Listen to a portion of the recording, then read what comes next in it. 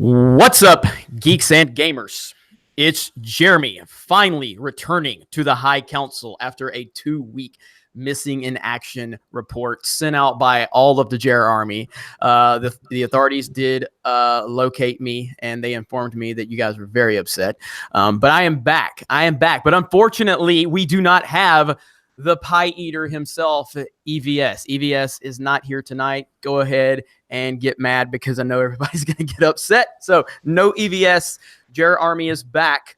But I do have my good friend from a world-class bullshitters, the only man within the High Council with 1 million views, Mr. Jeff Hicks. What's up, Jeff? Woo! What's up, everybody? It's good to be back on the High Council.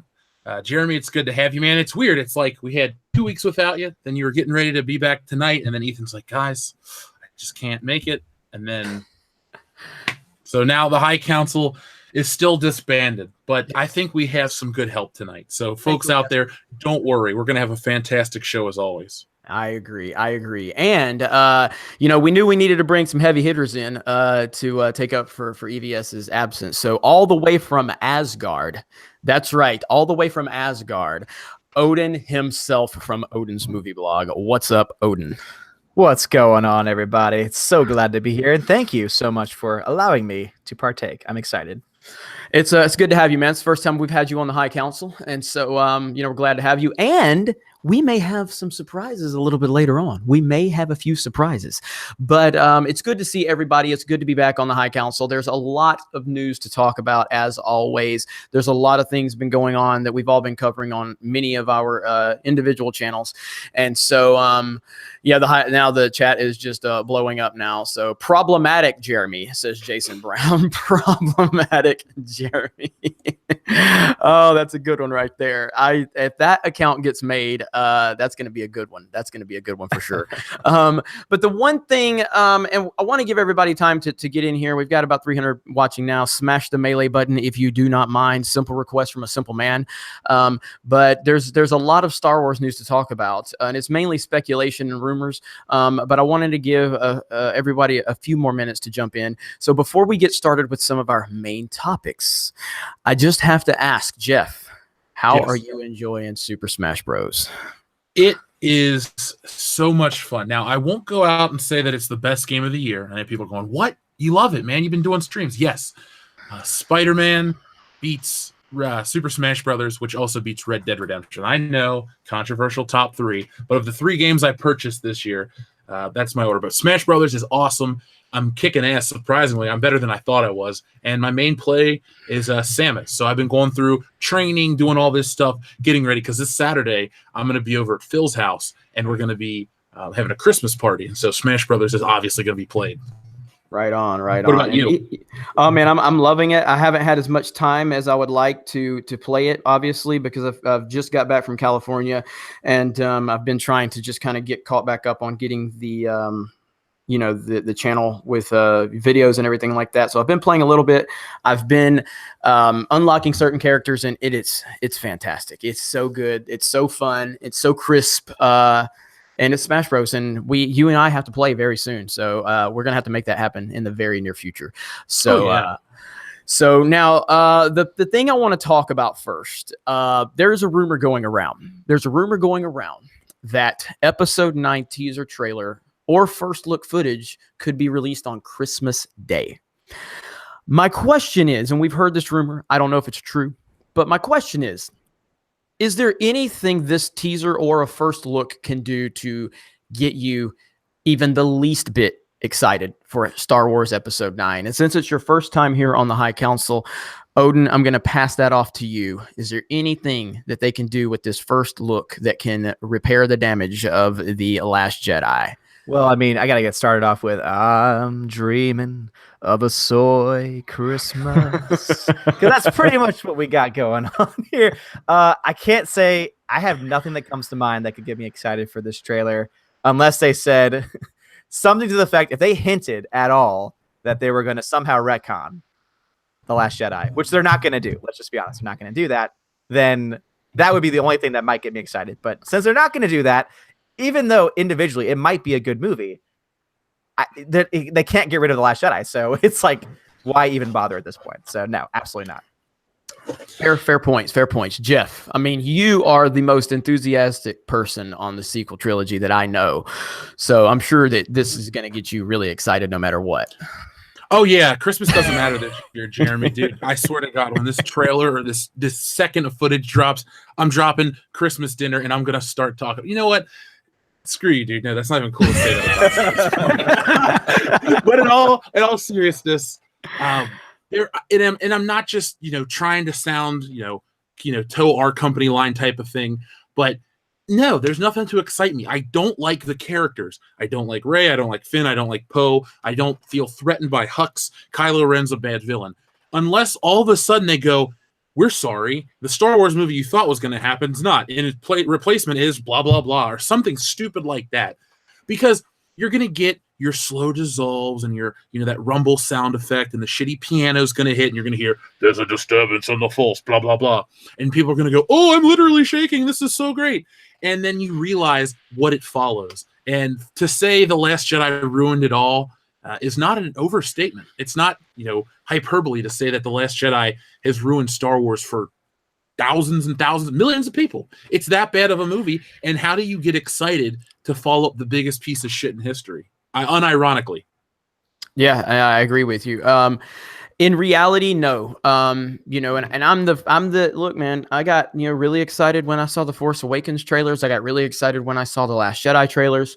I got excited when I saw the Rogue One trailers, but I just don't see anything in reality that could get me excited for Episode 9. I am fascinated by this movie. I'm fascinated to see what the hell they're going to do because I do feel like JJ and Ryan are in a pissing contest right now. I feel like they're doing their own rap battle, basically, where, JJ, gave his line or his verse, and then Ryan followed up and said, no, screw TFA. And now JJ's come back to say, no, screw The Last Jedi. And it's just like, this is so pathetic that we're in this situation with the Star Wars sequel trilogy. The lack of leadership right now at Lucasfilm is, I can't even comprehend it. So in reality, no, there's really nothing that is going to get me excited, but there is the thing I can maybe come up with that could get me excited. And it would be... Is it Naked Rostico? Is it Naked Rostico? That's what I'm hearing in the chat. I'm hearing that in the chat. That's what would get them excited. So no, they're saying that would get EVS excited, and it would. Paige, yes, not Rose, but anyway. She's a burnt corpse, dude. What kind of shit are you into? Hey, burnt corpse is still better than Rose in that general contractor lesbian outfit or whatever. So you're saying Amber Rue, get your goose going? little blue-green milk going, Oh boy. You guys, now suddenly nothing gets me excited. Not even the thing I was going to come up with. But no, if we could get like a 30-second teaser of nothing but, just somber Star Wars music, and then all of a sudden, I don't know, maybe there's an image of whatever that fucking planet is that Luke was on, Octu, and all of a sudden, it's him with his lightsaber turning on, and it's him actually in the flesh. And they don't actually say that, but it just alludes to the fact that Luke is alive. That would be awesome. That wouldn't happen, and I know that's not going to happen. But that would be something that I'll be like, okay, if you guys are actually going to tell me he's alive, you're actually indirectly admitting that you screwed up the last movie by that, then that would be awesome. But I don't think that's going to happen. I think it's probably going to be heavily focused on Rey and Kylo Ren, and we don't give a shit about that. We just don't. No. We do not. And if that happens, if they focus this trailer or teaser or behind the scenes or image or whatever, this is going to be the clear sign. I mean, because there's no way they're going to come out and say, we screwed up, we're sorry, Last Jedi is a piece of garbage, blah, blah, blah. They're not going to do that. So we have to look at the imagery that they're going to be sharing with us. And if they focus on Kylo Ren and Rey, it is going to be a direct proof. It's going to be direct proof that they have no clue what they're doing. And I'm almost certain it's going to be focused around Kylo Ren and Rey. So, I mean, and then there's also the other rumor of the title. Have you guys heard about the title, the rumored title for Episode 9? I have not. Not here. Really? You guys haven't heard about this? No. Okay. So the rumored title is Episode 9, Son of Darkness. Oh wait, yeah, that's okay. Is that real? Yeah. It was so stupid that I It's- forgot about it. Yeah, it's picking up some it was on Reddit. The guy that's been leaking a lot of this information has a pretty good track record of that. So a lot of people saying Soy of Darkness, which makes a lot of sense. I don't know that when I read the article about it, the thing that I read that almost made me throw up in my mouth was that they were alluding to what could this mean? What could this mean? Well, this could be, Rey and Kylo Ren's son. I was like, oh, Jesus Christ, that sounds terrible.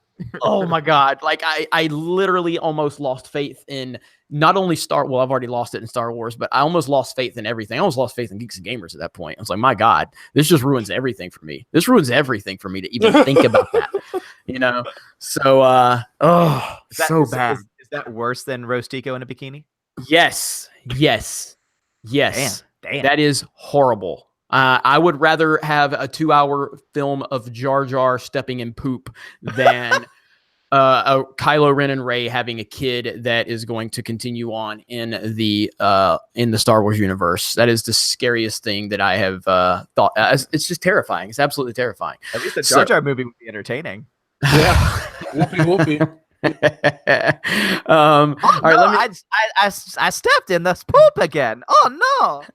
Misa, yeah, I can't do the voice right now, guys. I'm sorry. I did this. They created a Smeagol Jeremy account, so I spent the other night on a live stream doing Smeagol Jeremy and doing Bale's Batman over and over, and I ruined my voice. I ruined it. I can still pull off Bale's Batman. I can't do anything high pitched right now. But I was just like, "Where's the trigger? Where's the trigger? You want to give to another citizen."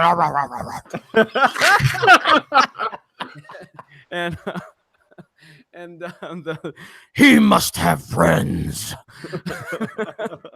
And I love Bale's Batman.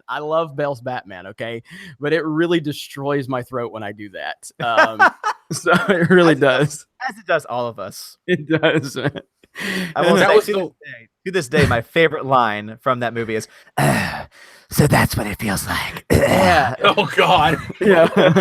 I like those movies too, but man, his voice is dog shit. To tell you, it was a great creative decision by Christopher Nolan. I'm like, no, Bane has a stupid voice. Batman has a stupid voice, and the Joker's voice is based off Tom Waits or whatever. So that one works. The Joker's voice works. Everyone else's voice, stupid. If I get him to you, can you get him to talk? Okay. But yeah, so I can't do high pitched Jar Jar right now. I'll try. Misa happy. I can't. Don't have it. I don't have it. Fat hobbits is fat. I don't even have that one. I can't even do Smeagol right. Stupid fat hobbits is Oh my gosh. So anyway, that destroyed it. So anyway, let me get to a few super chats. Thanos EVS. I have not seen this account yet. We have a Thanos EVS. Oh, dude, that guy is always on Good Morning Pop Culture. He sends me super chats about pie every day. Might as well snap my fingers. Yes, might as well. Let's see. Proper Jeremy is hosting. I'm hosting a Council of Jeremy's live stream on my channel this Saturday at 12 p.m. Pacific Standard Time in honor of the first year anniversary of the film that brought us all together, The Last Jedi. # shameless plug. Go to Proper Jeremy's channel. You see the super chat there that he sent up top. Please subscribe to Proper Jeremy's channel. He and the Council of Jeremy is going to do a live stream. I'm looking forward to hearing what they have to say. That's going to be really cool. So yeah, congratulations on that. And I'll do anything I can to support you guys. Spider-Man, not Bug Boy. So you couldn't get Cecil. Maybe Cecil will show up and maybe he won't. That's the excitement of watching the High Council. You never know when Cecil might show up. You never know. Yes, so watch every episode. Yeah. Let's see. Kyler Coates says Tuesday night, best night of the week. I think Jeff agrees with you, as do I, as does Odin. How about that? I know Jeff always says it's his favorite night of the week. So it is. Get to hang out with some cool dudes on the internet. Wednesday is actually my favorite night of the week because it's named after me. So sorry, gotta do it. Got to do the shameless plug. The Last Jedi screw job. I've never missed a High Council. Jeff misses next High Council. Also, Jeff, was that you tempting fate or something, Jeff? Have you? Oh. Well, you did. Did you not? I thought you missed one. No, you didn't. The week that you had to go take care of some family Oh, that's business right. Yeah, was the week I got sick because that's right. I was recording stuff for Patreon because I knew we were going to be away for Thanksgiving, and I'm in the middle of recording a commentary, and I'm just like, I don't feel well. So I lay down and I wake up and I'm just like, oh, and my mom's like, well, let's go eat something and maybe you'll feel better. So I went to dinner. I almost passed out at an O'Charlie's, and then I messaged you guys. I'm like, I can't do the show, and I woke up and it was the next day. That's the last thing I remember. That was the perfect storm. I mean, the first EVS was late, and then I had something come up I had to deal with, and then you said you couldn't make it, and I'm like, wow, we're not going to have a high council tonight. And then all of a sudden, we canceled it. Then EVS just decided to go live, and then he sent me an invite, and I jumped on about 30, 45 minutes late. So yeah, it's been an interesting few weeks for us, but the holidays kind of do that. We've all got a lot going on. I've been traveling like crazy. The traveling is kicking my ass because I won't fly. I've driven to California twice now from Florida, and it's kicked my ass. I cannot do it anymore. So I'm gonna have to do a better job or just start flying. So let's see. Brian says, all Father Odin, something is wrong in Asgard. Heimdall isn't responding to my call. I'm responding to my call. He got stabbed. He's dead. Heimdall unfortunately could not get across the Bifrost this evening. So, sorry. Winning Jeremy says still winning. Damn right, we're still winning. Chihuahua Jeremy says bark bark roof roof roof bark bark roof roof bark. So Artura77 says had an unconscious bias training vid at work today. Oh, that makes me cringe. F in the chat for Artura77 for having an unconscious bias training vid at work today. Oh God. That's like what is that thing on South Park? The thing that they did. I'm trying to think of it now. There's a thing about is it the tunnel of tolerance? No, it's the whole can't remember what it's called now. I'm drawing a blank, but it has to do with this unconscious bias about like microtransactions, or what is it? Microaggressions. Microaggressions. Yeah. And that's the culture we live in is absolutely nuts. And, we're seeing so much of this right now going on with PewDiePie right now. And again, I've talked about this a little bit. Like, Jeff, do you watch PewDiePie? Are you a fan of PewDiePie? I don't subscribe to him, but I wouldn't say I dislike him because I made a video to joke about YouTube Rewind, so I had to watch, can this video get 1 million dislikes? And I laughed. So I'm like, okay, I get the humor. He's got an interesting voice.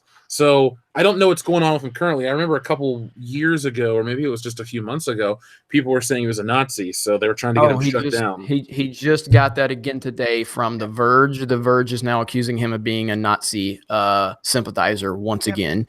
Because he shouted out 27 channels because he was trying to support smaller channels, and one of them happened to, in some videos that he was not talking about, had either very blatant jokes or hidden Nazi references. PewDiePie wants to shout out world-class bullshitters. None of us are Nazi sympathizers, so it'll be cool, Felix, if you want to just say, hey, world-class bullshitters, check them out. They should have the most subscribers next to me. All praise to that dude. Yeah, and so basically the way I've been wording this is like, at this point, YouTube was created for individuals to have a voice. And if you could create a following, if you could develop an audience, then you had an opportunity to speak to thousands, maybe millions of people. And, what this signifies with PewDiePie, being passed by T-Series is a corporation passing an individual, a self-made individual. And, that's what YouTube should be. And right now, the CNNs of the world and the MSNBCs and the Fox News and the mainstream media all want to get more relevant on YouTube, because it's where that's where the media is moving to.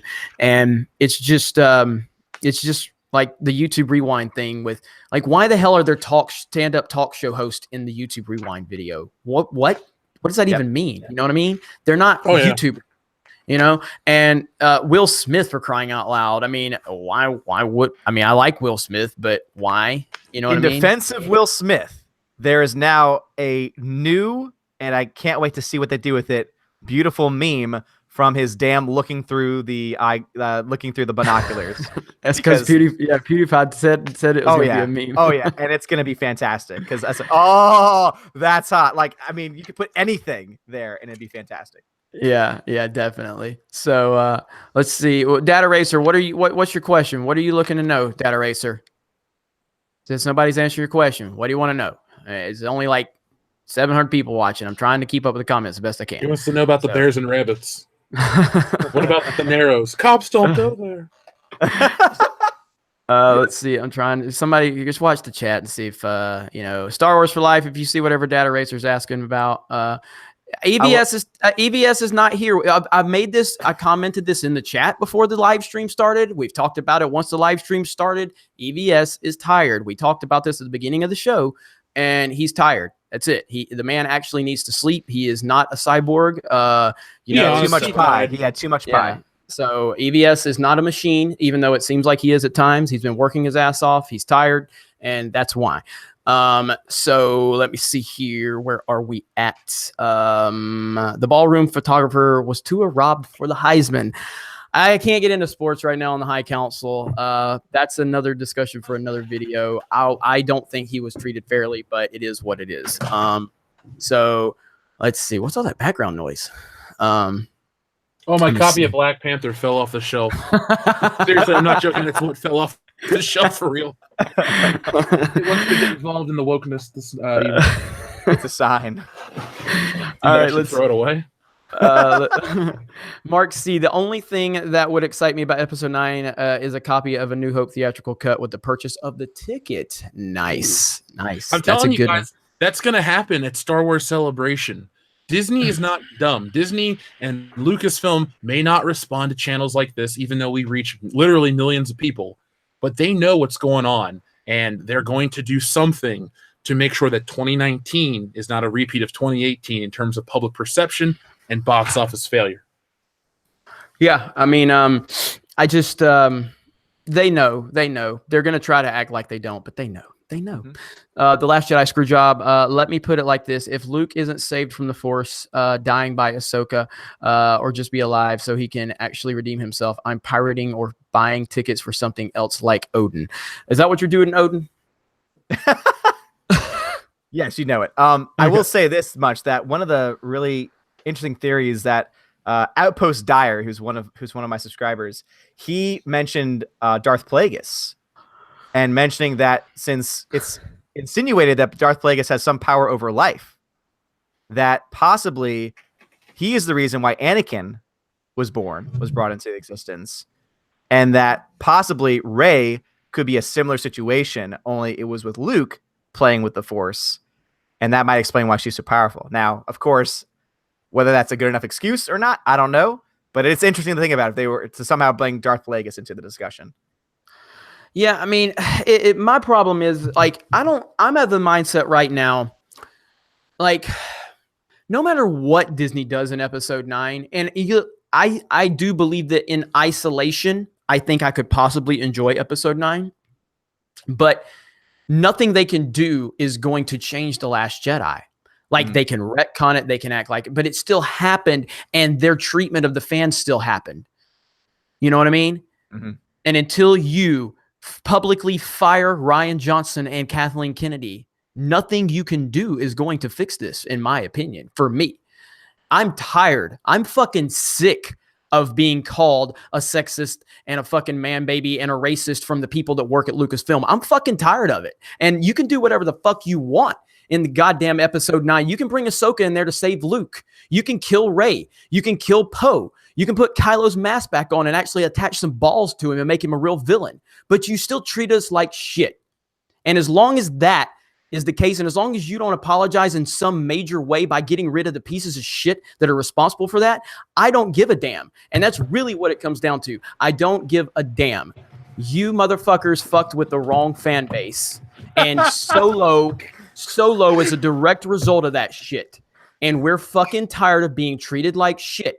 Star Wars has always been a diverse cast with diverse fans, diverse opinions.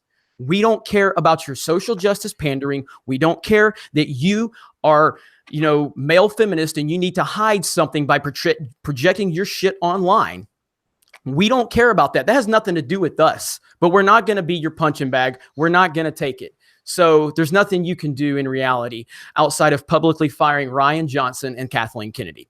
Thank you. There we go. All right. I love the anger. Hey, I hadn't been here a few weeks. You've been building it up. Kick that fucking door open. Yeah, I mean, the thing is, though, your anger is warranted, dude. It was literally a year where we were just shit on for months and months and months and months. And you got all these smug, smarmy writers who would come out of the woodwork to support Lucasfilm and all this stuff. They're the same people that are writing these Captain Marvel articles about how it's such an important, empowering time for this movie and this, that, and the other. Yet earlier in the year, before they were towing the Disney line, you were getting articles from Bleeding Cool saying, why haven't they canceled Captain Marvel? Because it sells like shit. So these people, they're cyclical. They will come in, they will defend their thing, they will attack the detractors. They're looking for money, they're looking for attention, exclusives. They are the definition of the shill. They are the shill media. And they're the people that really have no relevancy outside of whatever the popular thing of the year is. Yep. Thoughts, Odin? No, I totally agree. And I honestly, it really is frustrating. You're right. When you have people like Ryan Johnson coming out and every single time talking about how we're all just a bunch of overweight white man babies in our mama's basements, when we can just look around and realize that's not the case. Yep. And it's just frustrating that there are people that still perpetuate those lies. It's one thing for Ryan Johnson to come out and say that. It's another for other people to perpetuate the lie. And I think that's the most frustrating part, is that there are not only these writers, but also the shill media that are coming out to support these writers and to continue with these absolute atrocious lies about not only who we are, but also at the same time remain completely ignorant of the fact that from an objective standpoint, even if you take away anything else, you can subjectively like The Last Jedi. I know that we might not like that, but subjectively you can like it. Just like you can subjectively like a piece of shit. Like you can do those things like from your own person, but objectively it's still a piece of crap. Objectively it's still garbage. And that's the problem, I think, is that this whole thing is like this media has taken the discussion away from this nonsense, has taken this discussion away from just how bad from an objective level it is, and have tried to defend it so much and so hard that they've lost any and all credibility. And it's really sad. Yeah, and the other thing too is I'm tired of hearing, and not that we've heard it a lot lately, because Kathleen Kennedy, the great leader of Lucasfilm, is hiding like a little child because she can't, accept the reality of her decisions. I'll never forget, she did that interview where she's talking about that we want Star Wars to look like the real world. We want it to reflect the real world. She's talking about in terms of the cast being diverse and all that shit. And I'm like, no, we don't. No, we don't. We don't. No Star Wars fan has ever said, I really want the Star Wars universe to look like the real world. I need a McDonald's. I need a gas station. I need hookers on the streets, smoking cigarettes. Like, I really need that. Nobody said that. Star Wars needs to look like a galaxy far, far away. That's what it needs to look like. And the fact that the woman who's in charge of Lucasfilm said that Star Wars needs to look like the real world is all you need to know about what little she actually knows about this universe. Or the real world. Or the real world, exactly. Yep. So is so out of touch with everything. It's comically bad how inept she is at her job, yet we have so many people coming out of the woodwork to defend her because she's a woman in today's political climate. Look, if she was great at her job like Lauren Schuler Donner, we wouldn't critique her or complain. And it's never because she's a woman, and it sucks that you got to constantly say that in this climate, especially on YouTube. But you do. You guys know. You have channels. Mm-hmm. But, there are more qualified people out there. She just knew the right people from back in the day. It's like, just because you're attached to, Raiders of the Lost Ark or Temple of Doom and all these other great movies doesn't mean you made the movies great. There are other people out there, like nobody talks about Robert Watts. He was like a second unit director that did a lot of stuff on Star Wars and these other movies that Lucas and Spielberg worked on. Nobody talks about them. Nobody talks about Dean Cundy, the cinematographer for Back to the Future. No, that she's just attached and she's part of the narrative, but she didn't really actually contribute to the movie she gets credit for. Right. Yeah. No, absolutely right. And I was, you know, when I didn't know anything about Kathleen Kennedy when she was brought in to, you know, take over Lucasfilm. So when the purchase happened back in 2012, and I'm hearing that George Lucas and Steven Spielberg and Bob Iger are saying that this woman can run the Lucasfilm because of all of the work they've done with her in the past and her extensive resume and all that. I'm like, all right, cool. Because I don't really care if you're, I don't care if you're a male, female, I don't care what you are. If you're qualified for a position and the people that I have been part of this company seem to think you're right for the job, then so be it. She had a fair shake. She had a fair shake, and she started out with a huge advantage because she had Star Wars. And look where we're at. Look where we are now. You know, it's just it's pathetic. And well, dude, she was the money person on all those classic movies. You know, she should have just been involved with the money, and you should have a creative director to, you know, decide who does what, because her story group is just stupid. Yeah. And I've been saying the same thing. I said it in a video that I did recently where she might be good as a general producer because, you know, obviously I who knows what producers even do? Like there's no really thing on paper that says exactly what a producer does on any given film, but that doesn't mean that she can be in charge of an entire universe, be in charge of hiring writers, again, the infamous story group, hiring directors, and being in charge of making a coherent story. Because as we all know, from what we've seen with the difference between The Force Awakens and The Last Jedi, which is like night and day in a lot of ways, you understand that she obviously has no idea what she's doing. The fact that you look to Solo and how she fired the directors when it was 85% done and ballooned the budget so much to the point where it lost $200 million. The fact that even recently they were disqualified from being considered for the Oscar nominations for Best Score because they submitted it late. Yep. Tells you all you need to know about just how incompetent the people running Lucasfilm are. She can probably stay on as some kind of producer in the background, you know, take care of money, whatever. But that doesn't mean that she's a creative mind, as we can tell easily from just like, this is going to be probably one of the most disjointed trilogies of all time, because not only do you have these different voices in it, but the voices themselves don't make any damn sense. It's true. Dude, I'm with you about the disjointed, but I don't think it's going to become. I think it already is. Yeah. Because I take, you know, I guess it's Schadenfreude, but I take a really dark pleasure in watching, you know, I didn't like The Force Awakens. Now The Last Jedi is complete garbage. Like, I find it funny that, you know, the thing I hate, it somehow got worse. So I'm on the sidelines and laughing internally about a lot of this, but she was an executive producer. So she was just a financier. And if you can actually look up what executive producers do, she dealt with the finances and the studio and the people and on set. She actually wouldn't have been there on set for a lot of stuff. Yeah, there are photos of her. Well, she's fucking around with Gary Marshall, who was the producer on all these classic movies. I mean, they're married now and have a kid. So go back and listen to Spielberg's speech when Kathleen Kennedy got her obligatory Oscar.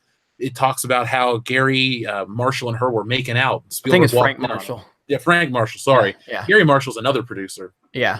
Well, hey, don't forget, she was a dancer in Indiana Jones, all right? Don't you forget that. Oh, I covered it. Believe me, I know. I don't like that movie anymore. It was my favorite Indiana Jones movie. She is as close as you can get to one of the greatest franchises of all time. She obviously knows what she's doing. She shook her hips, damn it. She shook those Anything hips. goes. Oh man. So anyway, all right. Let me catch up on a few of these super chats. So, Proper Jeremy says, so regular Jeremy is into necrophilia. Ew, I don't even know what. How did that? I can't even, bro. Proper Jeremy, those are not very proper thoughts of yours. Just saying. Obi-Wan 27883. I can get excited if it shows a dream retcon showing Luke walking up to Mara at the academy before Ben attempted to murder flashback scene. Yeah, I mean that would actually be cool. But again, it's still even like it would feel so forced. You know what I mean? Pardon the pun, but it would just feel so forced because it will actually admit point blank that they know they've screwed this up so bad, you know? And so it's just the thought of them actually making it happen on screen, maybe just like publicly saying it on screen like that is actually pretty hilarious, though. Arturus77 says Star Wars 9 equals Twilight in space, aka Raylo. God, Raylo makes me want to throw up every time I hear Is it really a thing? Like, do people like write fan fiction and draw pictures? Yes. Uh-huh. Oh, yeah. Oh yeah. Oh yeah. There's was it Boofire? Wasn't it Boofire that would read the fan fiction on his channel? I think that's one channel that he would actually find it and read it in all of its gory, disgusting detail. It's some of the worst stuff you've ever heard in your life. Because not only is it fan fiction of a sexual nature, which is always just very odd, but it's with Rose Tico and Kylo Ren. Oh, but my bad. Sorry. That's my fantasy, Roselo. Anyway, sorry. Roselo. I'm telling you, Rose Tico's coming out as a Sith Lord, and she and Kylo are going to make out, and it's going to be fantastic. I'd love if she just flat out dies in this movie in the first 2 minutes. Just like, her sister. Like, Rose Tico's like, we got to do something. And then Finn's like, hold on. And boom, she blows up. And then it's like, Rose! And then EVS will leave the theater. Oh, man. This whole shipping thing that fans do is weird. Anyway, I'm depressed now. Let me try to move on. Brian says Star Wars, Star Wars: A Newer Hope. So from Brian, thanks for the super chat, Brian. New fan here of the live streams, and Brian's been amazing lately, so we appreciate it, Brian. Wolfman Jack, thank you for the super chat. I'd rather Ray have a child with Jar Jar, to be honest. Oh, that'd be interesting. Man. Misa so horny, Ray. Misa wants you. I wish I've got to stop doing the Batman Bell voice so I can go back to my Jar Jar. Everybody likes my Jar Jar, but I can't do it right now. Dayton Pfeiffer says, hello, High Council. My family and I just got back from seeing the new Grinch film. Sure, I wasn't expecting much, but it was such a bad film. I've heard that. I've heard it was bad. It's making so much money, though. That's what the ridiculous thing is. Well, listen to how Dayton Pfeiffer phrased that. My family and I just got back from seeing it. Families are going to see it around Christmas. That's how they're going to make their money, man. Yeah, it's been in the top 3 over the past 4 weeks. Top 3. I've been following closely the Aquaman story about how it's making all this money in China, and I just saw a trailer for it this afternoon. And I'm not a DC fanboy, but I am looking forward to that movie. I hope it makes so much money that people start to pay attention to the other brand, and maybe the good Captain Marvel beats Marvel's Captain Marvel. Well, I didn't think the first trailer looked that good I thought it looked fine, for Aquaman. And then apparently the second full trailer came out, and apparently it was amazing. I didn't watch it because I don't like watching trailers unless I'm actually going to do a reaction for the channel. And so, but I've heard it looks really good and it's doing well in China. So I hope it does well. I mean, I like Jason Momoa. Isn't it James Wan that's directing? Yeah. I like James. I'm a big fan of James Wan. And so I hope it does well. The DCEU is so disjointed where you basically have, I know I'm going to anger some DCEU fans right now, but I mean, it's disjointed because Wonder Woman is awesome. It looks like Aquaman has potential to be really awesome. And here we are with freaking Superman and Batman are garbage. It's really weird. Be careful. Be careful. You'll get angry comments. Anytime I talk about the DC universe, I get the worst comments, and I get so many dislikes because they just can't handle the truth. DC movies up to this point have mostly sucked. And sorry for the reality check, everybody. Well, I mean, if we're going back, they were beating Marvel obviously for live action. Yeah, live action. I'm not worried about animated. I'm talking. So Marvel didn't have a theatrical live action film until what? Blade in 1998. Yeah. So they had 4 Batman films, 4 Superman films, a Supergirl film, and for the most part, they were all right. You had some greatness with Batman 89, Superman 1 and 2, and then you had some bad ones. But they were beating Marvel not until you get to the Spider-Man era was Marvel starting to take shape. But then Batman Begins comes out, and one thing people never like to talk about because they're always on this MCU high, The Dark Knight was more popular than Iron Man, and The Dark Knight and all the Batman movies were more talked about up until the first Avengers movie. The Marvel movies were still, we'll wait and see. They made money, but they didn't make the money like they make. That first Avengers movie changed it all. So DC had it up until 2012. Yeah. No, I definitely agree. I think, but for me, when I think about DC, I think about it underneath the under the modern umbrella, because obviously, like, you can go back to, like, obviously Batman Superman did very well for a very long time. They did very well. They still do well in television. They still do well in the animated series. But in like modern day live action, Man of Steel was okay, and then Superman killed somebody, and they killed also probably the best villain that they had up to that point in Zod. And to me, I really do think that that universe, and the name of the person's escaping me right now, who was the one that headed the universe up until recently? Zack Snyder? Zack Snyder. Thank you. Sorry. Zack Snyder was not a good person to run the franchise. And No. I feel like Aquaman is that last chance that they have to get an audience, I feel. Because if you look to the other movies, like, they made money, but none of them broke $1 billion. And when you see how much they're spending on these movies, they barely made profit. Some of them even just broke even. Like Justice League only made $650 million, which is probably just a small profit at best, because they only got 60% of that. And then it cost probably like close to $500 million to make the damn movie when you add in marketing. And reshoots. And reshoots, exactly. So it really is something where Aquaman might just be the last chance that they have. And it's really the first big movie, I feel, post Zack Snyder universe, since he was still technically attached by the time that Wonder Woman came out. So it's going to be interesting really to see where they go from here. Well, I think they're insulated from Wonder Woman 2 failing. That movie has to be a straight up dumpster fire for the public to turn on that franchise. And Warner Brothers has to be stupid to drop it completely. Yeah. So what I think they'll do is we'll get Aquaman. Let's say Aquaman's good. That's the hypothetical I'm throwing. So Aquaman's good. It's well received. Through Christmas, people are on a DC high. Then they're like, from the studio that brought you Aquaman, Shazam. Something different, something funny. If those two hit, I think, in a row, I think people will start to look at DC more positively, and then maybe DC will become emboldened to put out something that's a hit. I want to see a Flashpoint film. You know, I want that to be what switches over the DC universe to different actors, different this. Not another reboot. Just do an Elseworlds universe. Give us something crazy. Hook people. Mm-hmm. Yeah, that's a good point. I mean, and you mentioned Justice League, and I can't help but to think that Justice League is almost like a microcosm of the sequel trilogy, where it's like it was like these clashing views of like it was Snyder's dark universe, and Joss Whedon comes into it with his Avengers, happy style.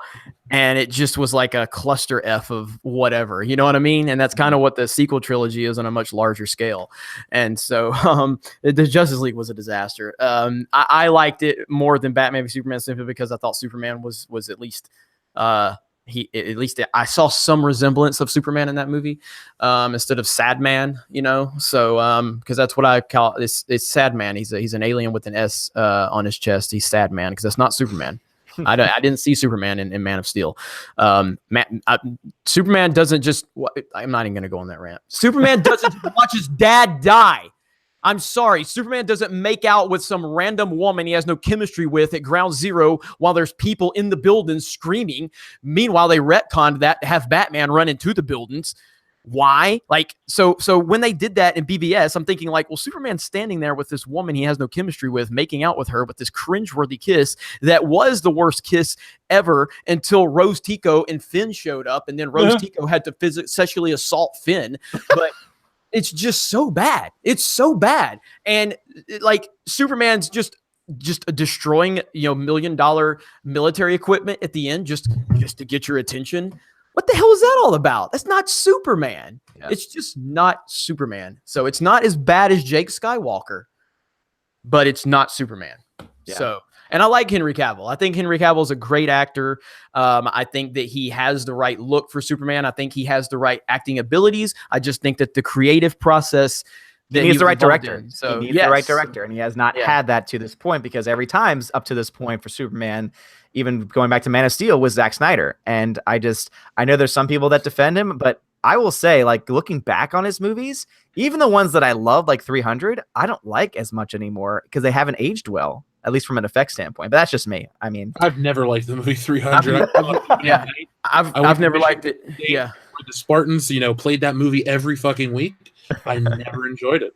Yeah, me either. I've never enjoyed 300, but I did respect 300 in terms of the visual, legacy it has. But for me, when I watched 300, I was just like, I felt like I was watching, like I felt the green screen on the movie in the movie. I felt yeah. the green screen, and it took me out of it. I like Zack Snyder. I think Watchmen is fantastic. I thought his Dawn of the Dead was really good. So I've been, and I appreciated 300 for what it was, even though I didn't like the movie. So I like Zack Snyder. And one thing about Zack Snyder, let me say this right now. The difference between Zack Snyder and Ryan Johnson is one of them is a grown ass man, because Zack Snyder took shit just like Ryan Johnson did for a long time. And never once did Zack Snyder act like Ryan Johnson has acted. So even though I don't like Zack Snyder's creative vision for his DCEU, at least he never acted like Ryan Johnson. Respect the man. Yeah. Respect the man. And Zack Snyder has been through hell. He's had horrible stuff happen with family, and he's just a good guy. Like, Zack Snyder is a damn good dude, man. So that's where you can separate things. Like, I truly hate Zack Snyder's DCEU. I really hate it, but he's a good dude, man. He's a real good dude. And, he's the type of guy that I want making movies. Even if I don't like what he's doing, he's a good dude. You know what I mean? So respect to Zack Snyder. Ryan Johnson, Ryan Johnson's not half of a man, period, but he's definitely not, he's not even 10% of the man that Zack Snyder is. So respect to Zack Snyder. Jeremy, you just don't understand my movie. And it was obviously made for the higher mind. And all that matters is that I like it and my friends like it and my mom likes it. And that's all that really matters. So you can just go away now. Hey, wait, we have diversity in the house. What is diversity? Yeah, so I got a call from my agent. He said that you guys are too white, so I needed to bring some spice to the chat, so you guys don't get flagged as white supremacists. Well, I'm here, so I'm not white. So but, I got it covered. You're white on the inside, so you're like a coconut. I'm like a coconut. Fair enough. I'll take it. That's great. No, man, but thanks, Ivan. I appreciate it, buddy. I was scrambling around before the show started. Jeff and I were trying to figure out what we were going to do. I sent Ivan a message like immediately when I found out EVS wasn't going to make it, and he was tied up, so he didn't see my message for like an hour. And I'm like, God damn it. We got to find somebody, so he's here. We got Odin, and we got Jeff, so we're good.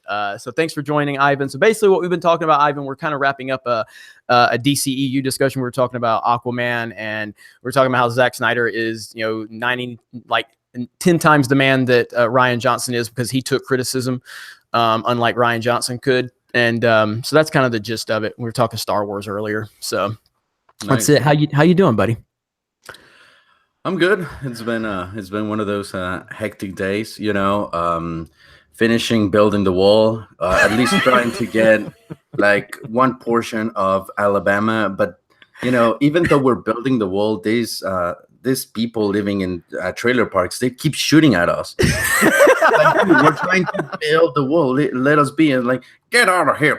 And, they spit and like, oh man, it's one of them had a pig as a pet. It was if there's ever been a good time to say roll tide, it's right now. So roll tide. All right. All right, let me knock a few of these super chats out because I'm running way behind. Down Forward Punch, Star Wars Episode 9, The Doo-Doo Butter Awakens. It's pretty accurate, actually. I hate when this chat jumps around on me. Okay, The Last Jedi Screwjob, Kosoyan. We, the fans, don't care. Thanks, JB, meaning John Boyega. Yep. I don't think he's ever going to live that one down. I really don't. And he shouldn't. He shouldn't. What did he do again? When he said we don't care. When yeah, I remember that. Twitter. Yep. So and I that was when I had my interaction with him. So Wolfman Jack, if Disney is all about representation, then where's our Porkin solo film?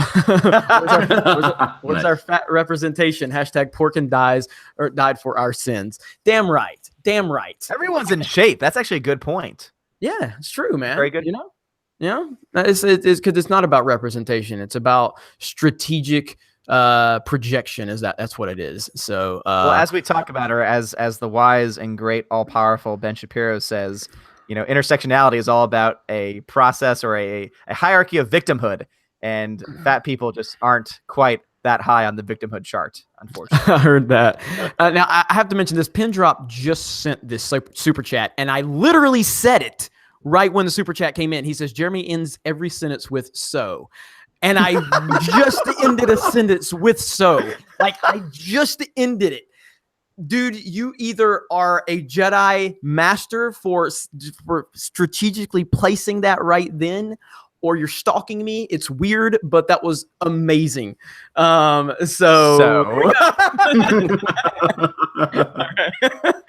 think I do now. Now I've got a complex. All right. Anyway.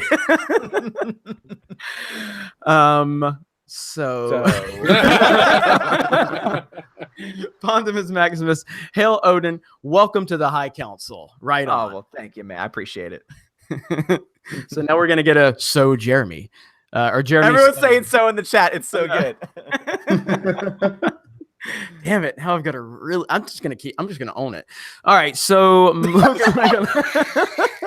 want $1 every time you say so. I can't not hear it. I can't unhear it now. Is this like EVS with, yeah. Yeah. EVS does that every time. Yeah. All right. Logan Michael, John Carpenter confirmed to compose Halloween 2. I still haven't seen the latest Halloween. I know, Jeff, I think you liked it and EVS didn't. No, other way around. Okay. EVS liked it. You didn't. So what about Ivan or Odin? Have you guys seen it? Yes, and I liked it. Which one? The latest Halloween movie? Yeah, I did see it. Did you like it? It was, I did enjoy it, but not because it was a good movie, but because it hit every single 80s horror movie trope. And I just felt amused by it. Like, it reminded me of, like, oh, yeah, they're going to trip. Oh, yeah, they tripped. Oh, it's going to be a jump scare out of no. Oh, yeah, jump scare. You know, like, all of those tropes. It was just a nostalgia movie, but in my opinion, it's not a good movie. Okay. No. I wouldn't say it's a good movie, but I love it because of the nostalgia. Like, that's the reason why I came out with a positive experience, because the whole time I'm like, it just feels like a Halloween movie because of all the nostalgia. Like, that's why I love it. Yeah, but the ending was dog shit. I get it. Again, trust me, it's not a good movie, but I came out with a positive view. But Sensei Mike is in the house, everybody, so watch out. Sensei Mike. Sensei Mike, he's in the house. What's up, Sensei Mike? Okay, so I'm gonna yeah. Okay. Yeah. I'm gonna own it. I'm gonna own it. All right, Jedi Rider Gaming. All hail the High Council. Here's $5 for Jeremy's Church of Geeks. Thank you, Jedi Rider Gaming. I appreciate that. Darth Bobcat, tell Thanos EVS to snap twice if Raylo spawn a kid. Yes. Yes. Brian, you know what? I'm going to remake YouTube Rewind. Go for it, man. You can get a lot of clicks off that if you can do a good job on it. I can promise you that. Governor Tarkin, I was blown up in a movie, and I missed fewer High Councils than Jeremy and EVS. Just saying. Oh, man. Morris says, hello there, stream. And let us welcome back the prodigal son, Jeremy, to the High Council. Well, I appreciate that, Morris. I really do. And I'm happy to be back. I missed a few weeks, been working and traveling, and I'm finally back. So, Achurus77, if Kathleen Kennedy is dumb, doesn't that make Disney dumb too? Absolutely. Absolutely. They are not exempt from this. They are not. Now, you can obviously look, they've done a lot of good things. And I made a video the other day where I said, look, the MCU, super successful. Pixar, super successful. Why? Good leadership. Good leadership.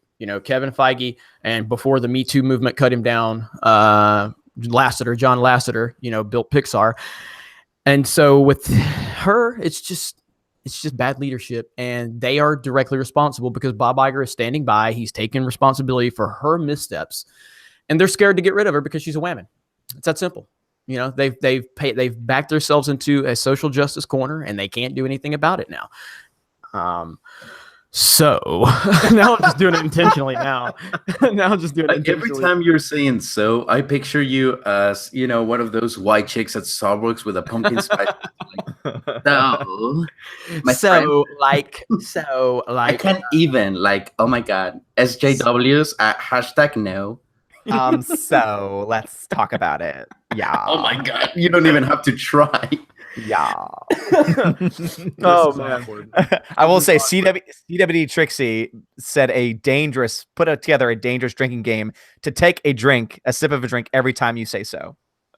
I'm up to that challenge. All right, I'm going to let's see how awkward I can make it to not say it. I'm going to be conscious about it. Okay.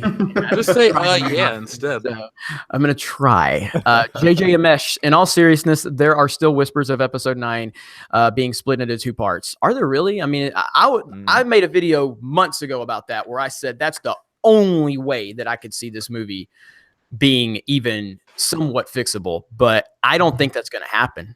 I really don't. We keep forgetting to talk about the competition. I had been covering that over on World Class Bullshitters. Originally, they were supposed to have some Broadway Wicked. Wicked was supposed to get released on the same weekend, but now it's going to be Cats. You know that crappy musical that never went away? They're making a live-action adaptation of that movie that comes out the same weekend as the Star Wars movie. And then the weekend before that, or 2 weekends before that, is Jumanji or something like that. So for as much as we can jokingly say, oh, blah, blah, blah, there's a lot of competition for that movie. And they're not going to be able to just say, well, it's Star Wars, it's going to win. Not necessarily, guys. It's going to be interesting for sure. Morris said, I have no interest in episode 9, and I will stay far away from the sequel trilogy timeline until Ivan gets his hands on it. Hell yeah. Damn right. Damn right. Yep. And for those of you, if you're not familiar with Ivan Ortega, he is currently editing The Last Jedi. He has a trailer on his channel right now that really got a lot of traction online. And congratulations, you deserve that, Ivan. Thank you. And a lot of people have been hyping it up. Jeremy Johns has been hyping it up like crazy. The Collider guys were talking about it because Jeremy Johns would not stop telling them about it. I talked to Johns about that.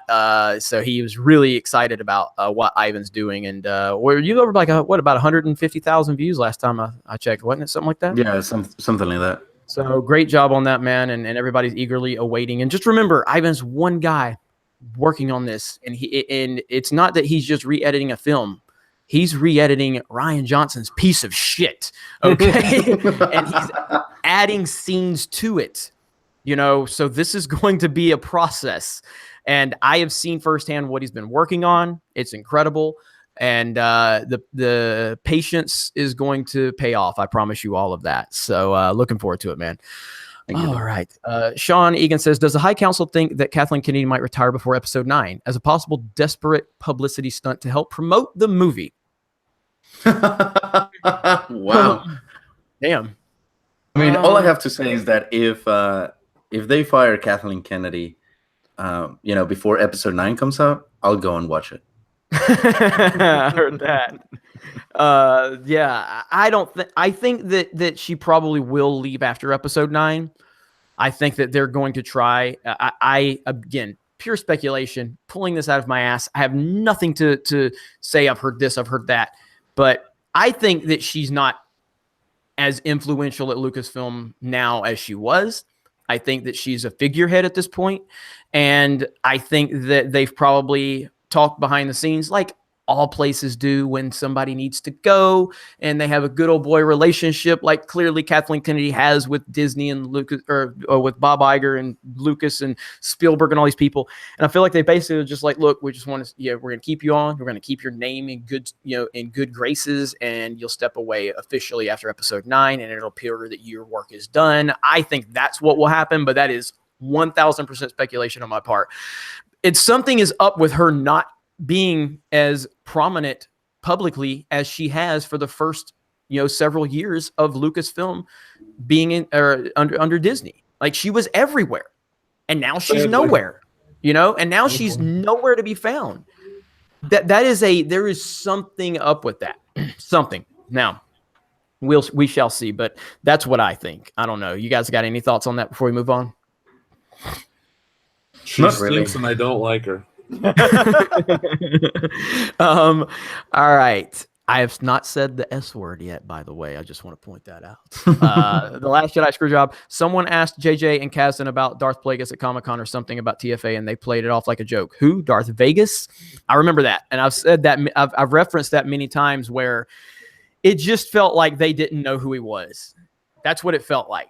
And I believe that Daisy Ridley was asked about Darth Plagueis before The Force Awakens with from Tiffany Smith. I don't know if you guys remember Tiffany Smith. She used to be on the Collider Jedi Council. She's pretty awesome. And she played it off like, but I could tell like she had no clue who Plagueis was. I don't think JJ knew who Plagueis was, and I don't think Kaz knew who Plagueis was. Again, I don't have any proof of that, but that's what I think. So I'm sure they do now, but I don't think they did then. I don't think they do now. I don't think the people that make Star Wars know much about it. It's just a job. You don't get these people like with Samuel L. Jackson. He's like to George Lucas, "Oh, I want to be in your movie. I'll be a stormtrooper. It doesn't matter what I do." There are people that wanted to be involved. Now these people are hired.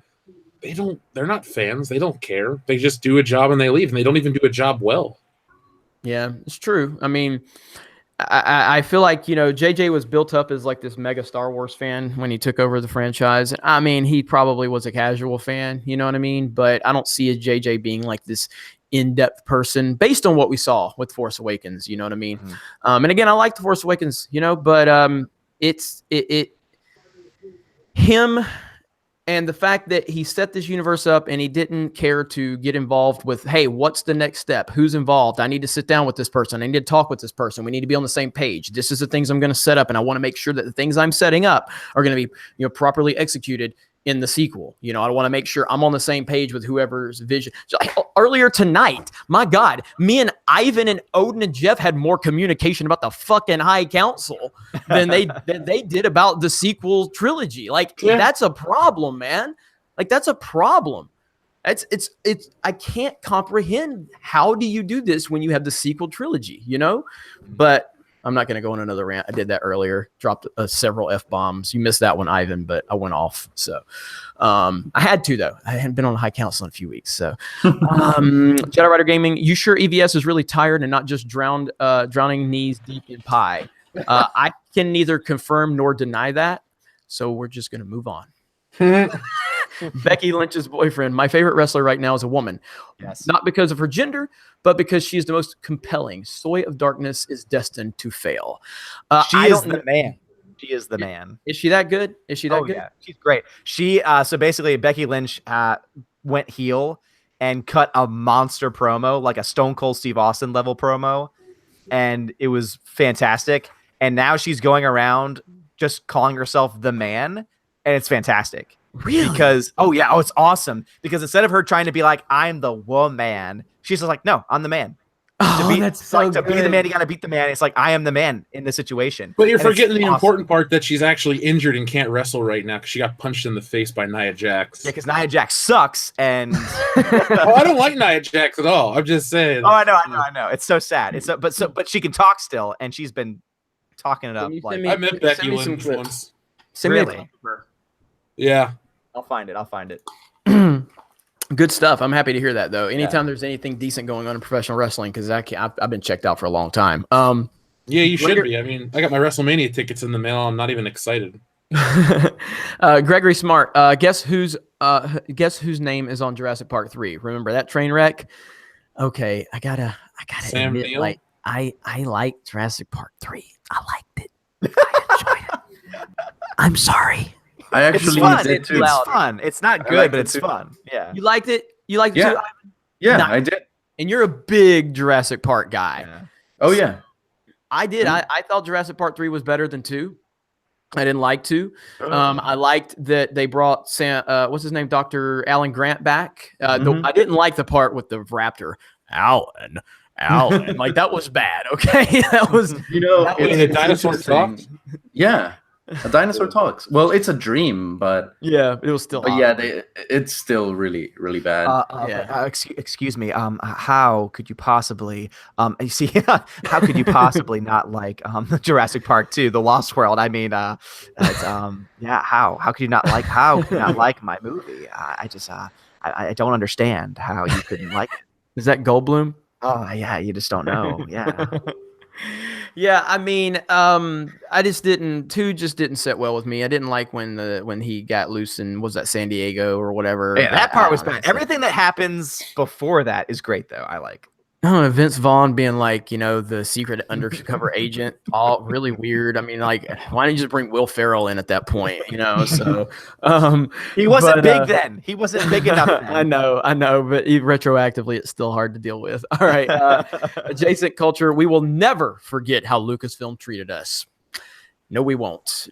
But I will say it's only fair that if they do get the leadership out, I mean, you have to. It would be a time. It would be a time to go. Okay, let's just have a new start. You know what I mean? Let's have a fresh start. But I don't know. I don't know when that time will come. The Last Jedi Screwjob. Only 3 years in. I can't watch Star Wars. Thanks, Kathleen Kennedy. Exactly. I don't even watch the originals anymore. By the way, okay, I want to show you guys something. I'm so far behind on super chats, but I'm gonna continue. Hang on. Oh my God, I'm so far behind. Okay, so check this out, guys. I got this today at a thrift store, and I'm very proud of this. Okay, I got this today at a thrift store. Look at that. Look at laser that beauty. discs. Yeah, look at that beauty right there. Let me lock it on me. Yeah, look at that. That is beautiful right there. I will open it up. Right there. Nice. Isn't that a beauty? Oh, that's gorgeous, man. I love going to thrift stores. And I also picked this up the other day just because it's awesome. Anakin lightsaber, but it also changes to Darth Vader's lightsaber. Ooh. So now I know all the ladies in the chat, don't get too excited. I'm a married man. Don't get too excited. Calm down. Okay. So, but yeah, man. Both of them were in the thrift store, different thrift stores, Maverick_MX. So, all right. Where we at? So that'll hype you up, guys, up a little bit for some old school Star Wars anyway. Are you going to dance around with the lightsaber on camera? It's a possibility. Do it. Hey, I'll send you a super chat to do it right now. hang on. Oh no, not on here. I'd have to plan that out. Let's see. But we are 16 subs away from 95,000. And then that puts us 5,000 away from 100K. Whew. Let me Oh, unsubscribe. you getting that Google Play? You getting that Google button, man? You getting that? We're YouTube. heading that way, but it's been a slow crawl from 90,000, man. I mean, I'm on the corner just like, yo, man, suck your dick for a cheeseburger, man. So I've been begging for subs, man. So hopefully people understand that reference. I'm not actually saying I'm doing that. Don't be a menace to South unsubscribing. I'm gonna Central. take you up on that. Yeah. Don't be a menace to South Central while drinking your orange juice in the hood. Classic comedy. Okay. Where are we at? God, so many super chats. Achura77, idea for the next Star Wars movie. Star Wars, we don't care. Thanks for the idea, Boyega. He'll never live it down. And I think, again, I said this before, I think Boyega is very bitter because I think Boyega, when he got, cast into The Force Awakens, he and Daisy Ridley went on this whirlwind tour, of let me turn. Oh yeah, I've got my camera on. That's not high council quality. Okay. But he and Daisy Ridley went on this worldwide tour of, this media tour, and it was the biggest thing ever. Star Wars, $2 billion. I think John Boyega really thought that he was going to be like the next Denzel Washington. You know what I mean? And then Pacific Rim 2 came out.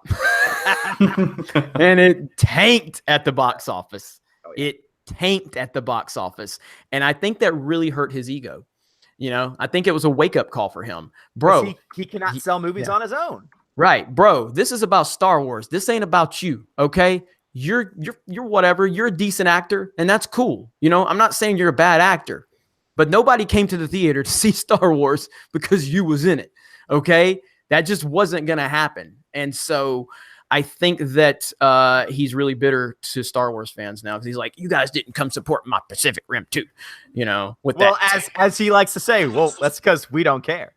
Yeah, exactly. We don't care. That's right. Okay, Alton Foster, damn, we are going to need to take Brillo pads to our minds to forget these images. I don't know what that one was about. What was that one about? I don't know. I'm so far behind. John T. Net, thank you for the super chat, buddy. Based on publicly available figures, Warner has made $50 million from China already. Yeah, I mean, Aquaman's killing it. Aquaman is killing it. Proper Jeremy, you said you'd rather be with Paige Tico, who's dead, than Rose. That's necrophilia. I'd say you hit a new low, but at this point, I'm not surprised. Okay, that's what you were talking about. Oh God, Riv and Terry's EVS coverage of the Brian Young scandal has been more compelling than a more compelling story than anything from the sequel trilogy. Shout out to EVS. These stories that he's doing about the Star Wars fandom sex abuse scandal, the quality is incredible. He's putting a lot of time, a lot of research, and also I believe Ichibaka is helping him out a lot with as far as like the information and things like that. But these are incredibly high quality videos, very well put together, a lot of good research. So shout out to him, Itchy, and anybody else who's helping him out with that project. I'm very proud of him, very happy for him. And, it's exposing some dirty secrets that need to be told for sure. No doubt about it. So if you haven't seen his latest upload, be sure to go over to his channel and check that out, and subscribe to Comic Artist Pro Secrets. Also subscribe to Odin's Movie Blog, subscribe to Ivan Ortega, subscribe to World Class Bullshitters. And if you want to subscribe to Geeks and Gamers, I wouldn't mind. So, they're probably right, already your subscribers. Yeah, you're getting close to 95K. I'm just hoping to hit 7K. I want to get out of my 76,000 slump. I've been stuck here for months. Most people would be like, I wish I had that many subscribers. I wish you had that many too, but I want to get out of this hump. It's like, God damn it. Yeah, I hear you. I mean, I always say this to people, and they're like, how much money do you need? How much this do you need? And it's like, it's all relative. You know what I mean? Like, if somebody, like, I've been frustrated for this whole month because my subs I'm only getting like 20, 30, 40 a day. Sometimes I'll get 100. Last few days it's picked up. Dude, like at the beginning of the year, I had 800 subs.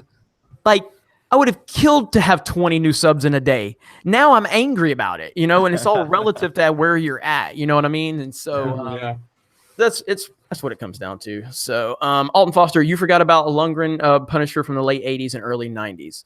The Dolph, like I don't even remember that one. That wasn't even widely released in theaters across the world. I don't even remember that one. So, but that wasn't a wide release. So, I believe Blade was the first one. Am I missing something? Well, because certain movies, just because they're released here, doesn't make it a worldwide theatrical film. Christmas Vacation in Europe was released, or in the UK was released directly to video. So, it just depends on where you are and what you consider, a wide theatrical release.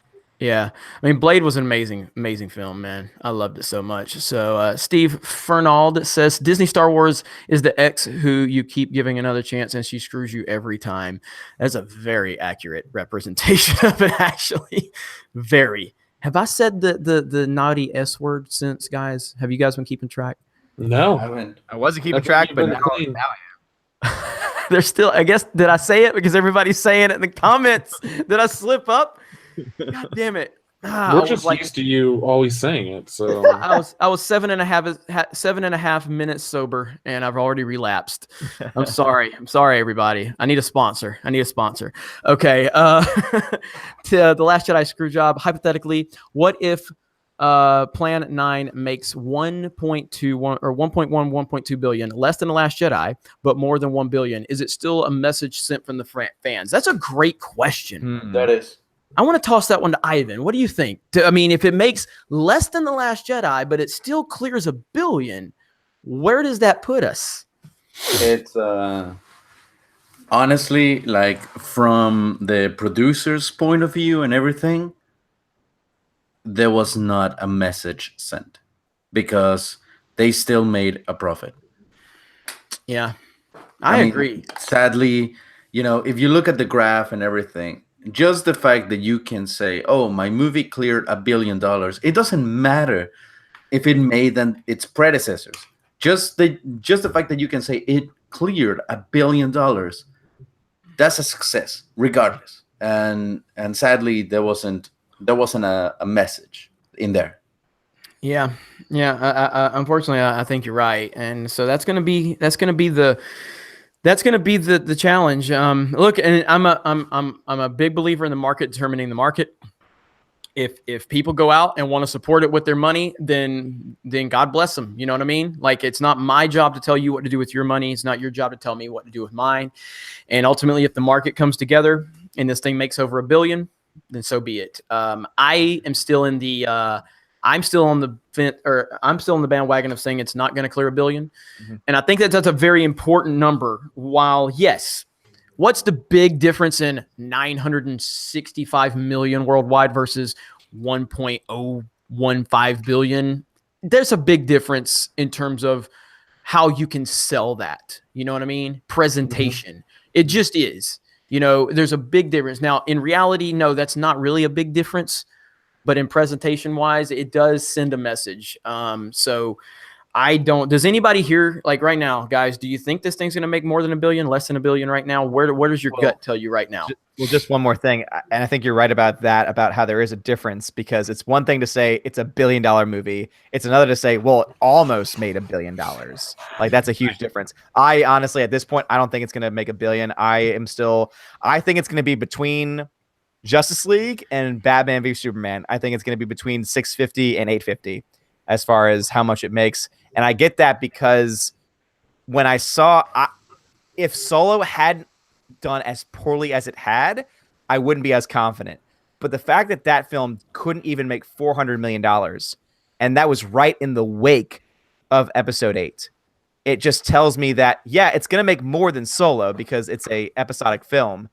But I don't see how they could make up that other $600+ million from the billion that Solo had just not reached to. That's why I'm just I don't see it. I just can't see it. Ivan? Well, you know, just from a personal account, when it came to when The Force Awakens came, and I was enjoying it, I took a lot of people with me to watch it. And I think I saw it like 7 times or something like that. So those were, you know, according to the statistics, if there was even just 20% more people like me that were taking other people with them, and that repeated amount of views, that made, you know, the money. Then when The Last Jedi came, I didn't bring anyone with me. Therefore, it made less money. Now for Episode 9, I don't think I'm going to go, to be honest with you.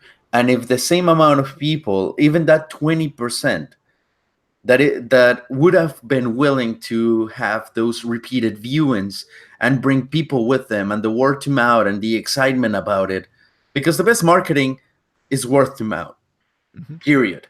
So because there's not that, or it's not as heavy as it was before the Force Awakens, I can confidently say that it's not going to make $1 billion. It's still going to make a lot of money, but I'm sure it's not going to make $1 billion, because for that you need, number one, a very highly anticipated movie, which this is not, and a lot of repeated viewings. Yeah. We'll also keep this in mind too, that when a film makes $1 billion, like that's the number that we see. The company, the studio, only gets 60% of that usually. So if it makes $1 billion, it's only made technically $600 million. You take into account how much it costs to make the movie, and that's maybe close to $100 million surplus. So if this film doesn't reach $1 billion, it's to the point where it is at the very least, like, it's almost at best breaking even, which is awful. So even $1 billion isn't actually, like the metric there of seeing $1 billion is important, but the amount of money that they're going to pour into this film, especially the marketing, because they know they have to get this one right, it's not looking good for them at this point. Jeff? Yeah, I mean, I agree with everything, what everyone's saying, but you'd be surprised. Like, I don't think it'll make the $1 billion, but I think it'll get real close, and then they'll just round it up and say nearly $1 billion picture and all this stuff. It's all about optics. So we'll find out in a year. God, I can't believe it's still a year away, but I don't really know what to say about it. I know this Fandom Menace community feels a certain way, and I think a lot of people are just apathetic towards Star Wars. It's just old at this point. Nobody likes it anymore, and I don't think all the advertising money in the world can bring back the hype of 2015. Even if they didn't shit the bed in some people's opinion, it just there's other competition, there's other things out there. It's no longer cool. Star Wars isn't cool. It hasn't been cool in a long time. Well, one thing, we don't need to sell short, regardless of your opinion of him as a filmmaker. JJ does know how to hype shit up, and they're going to be able to really tie back to that Force Awakens hype with talking about that and get the general audience, because the people like us that are heavily involved in it, we see right through it, but the general audience is what will push it. You know what I mean? And so it's going to be interesting. It's going to be interesting to see how it plays out. So Micah, I did not miss your super chat. I'm about to read it right now. It's next on my list, buddy. So Micah, math isn't my best subject. Ivan, you really know how to make an entrance. Race means absolutely nothing to us. Here's some money for some materials for the wall. Thank you. I mean, you see, this is interesting. And I love how the American people work, because everything, the Last Jedi fix, me being part of the High Council, me getting, being friends with Jeremy and all of you guys, it's all. So instead of me paying for the wall, because of all of these super chats, you guys are paying for it. No way. Saying. I was wondering, where the hell's he going with this? All right. The Last Jedi screw job coming to you with another that's good. Jedi Rider Gaming. So Jeremy confirmed. Caitlin, get ready to write that down on your board. Carlton Bach. Hey, Jeff, I was listening to Good Morning Pop Culture this morning, and I noticed you were mispronouncing The Shape of Water. The correction is Grinding Nemo. Thank you. I'll make sure I won't make that mistake in the future. Brian says, that's so Jeremy. Rip says, yes. We need a new yes queen, Jeremy. Let's see. Grant said, Ivan, can you fix the YouTube rewind? Oh, that's a good one. Oh, Ivan. Ooh. Ivan, you could get some major traction. Yeah. Can you fix the YouTube rewind? Also, will there be a community Smash Bros tournament? So, Ivan, you think that's something you can do? I don't know, man. I don't know if you have the time right now. I mean, honestly, the way I saw YouTube Rewind and what actually deserves to be in YouTube Rewind, it would take me about an hour, and it would be like a 4-second video. I have an idea, dude. You got to remind me after the show. I'm gonna throw you an idea, and I want to see if you can do it. So, all right, sounds good. I think you could. You think you could pull something off with that one? All right. RC from NYC. What's up, High Council? What's up, Geeks and Gamers? Keep the change, you filthy animals. Damn right. And just in case, because smash the melee button if you don't mind. We do have 10 downvotes, so that means at least 10 NPCs are watching. Merry Christmas, you sensitive bastards. Just not a happy holiday. Merry Christmas. There you go. All right. Coconut Jeff, is that you? Is that you? Yes, now it is, because Ivan called me Coconut. Nice. Yes, that's great. Halloween 2018 was amazing, except for Julian. Oh, this is a troll account. That was the best part of the movie, that little black kid. The Grand Inquisitor, Lord Jeremy, could you please find Lord Vader a girlfriend? He's always droning on and on about his dead wife, Panda Bear, or Padme, or whatever her name is. Oh, geez, he's sobbing now. That's from the Grand Inquisitor. That's awesome. You remember when I put the Make Star Wars Great Again hat on you, Grand Inquisitor? Dante Reeves, Cecil is everything. Cecil is goals. I agree. Mm-hmm. I mean, does anybody here not like Cecil? Seriously, does anybody? Cecil's bad. I love Cecil. Cecil's bad. Cecil's the best. And we are 10. Hey, Cecil. We are 10 subs away from 95,000. I mean, could this happen during the live? Smash that like button, people. Smash the sub button. But yeah, I just wanted to throw that out there. Obi-Wan 27883. Everyone buy a ticket for Cats if you have to see episode 9. Shudder. Can you imagine Cats beating Star Wars? I hate life. Hashtag facepalm. Brian says, feel free to hit me up, Ivan. I'm Premier certified. See, man, you got people just offering their services now, Ivan. Awesome. Thank you. Morith says, where did it go? It keeps jumping around on me. More between Star Wars Theories, Vader fan film on the 20th, and Ivan's recut of The Last Jedi. This Christmas will be big for Star Wars fans. Yeah, Theories Vader fan film is going to be awesome. I have a lot of confidence in that. Now, Ivan's cut is not going to be out by Christmas. I don't know if you have a date. I know you get asked every day, but it's going to be sometime into next year. So I'll just say that for you, Ivan, sometime into next year. Yeah, I mean, and it's no surprise. I've told everyone that everything is done. Everything in regards of the editing is done. I just need to shoot the fight. But because of, personal reasons, as well as Steven, who's playing Luke Skywalker, we haven't been able to drive to another state to get the costumes and then rehearse for that. But once we have the costumes, that's it. That, it's going to be a matter of not even probably 2 months. So it's going to be very early next year. But yeah, just, whenever you see an update that Steven and I have the costumes, you can get excited. Okay, good deal. And trust me, it'll be worth the wait. I guarantee you that. So The Last Jedi, screw job. Ivan, any chance of a trilogy re-edit after 9 to make it competent? No. Who talks first? I talk, you talk. 5 seconds later, villagers die. Actually, that was the plan. Like, the plan is to get The Last Jedi first, but I was going to wait to see episode 9 and see what they do with it, because once I see that, I can say, okay, I can fix The Force Awakens to fit The Last Jedi that will fit into episode 9, because I didn't want to go through the mess of having to re-edit The Force Awakens or anything like that. But yeah, the plan is to re-edit the whole trilogy.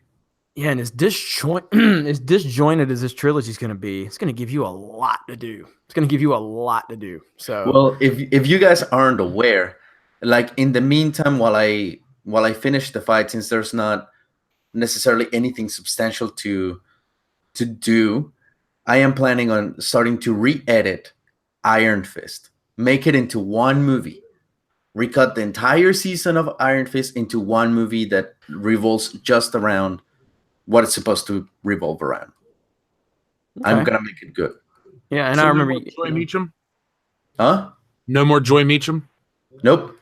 Thank God, she was terrible, dude. She should have died in season 2. When Davos threw over that balcony, I was like, "What in the hell?"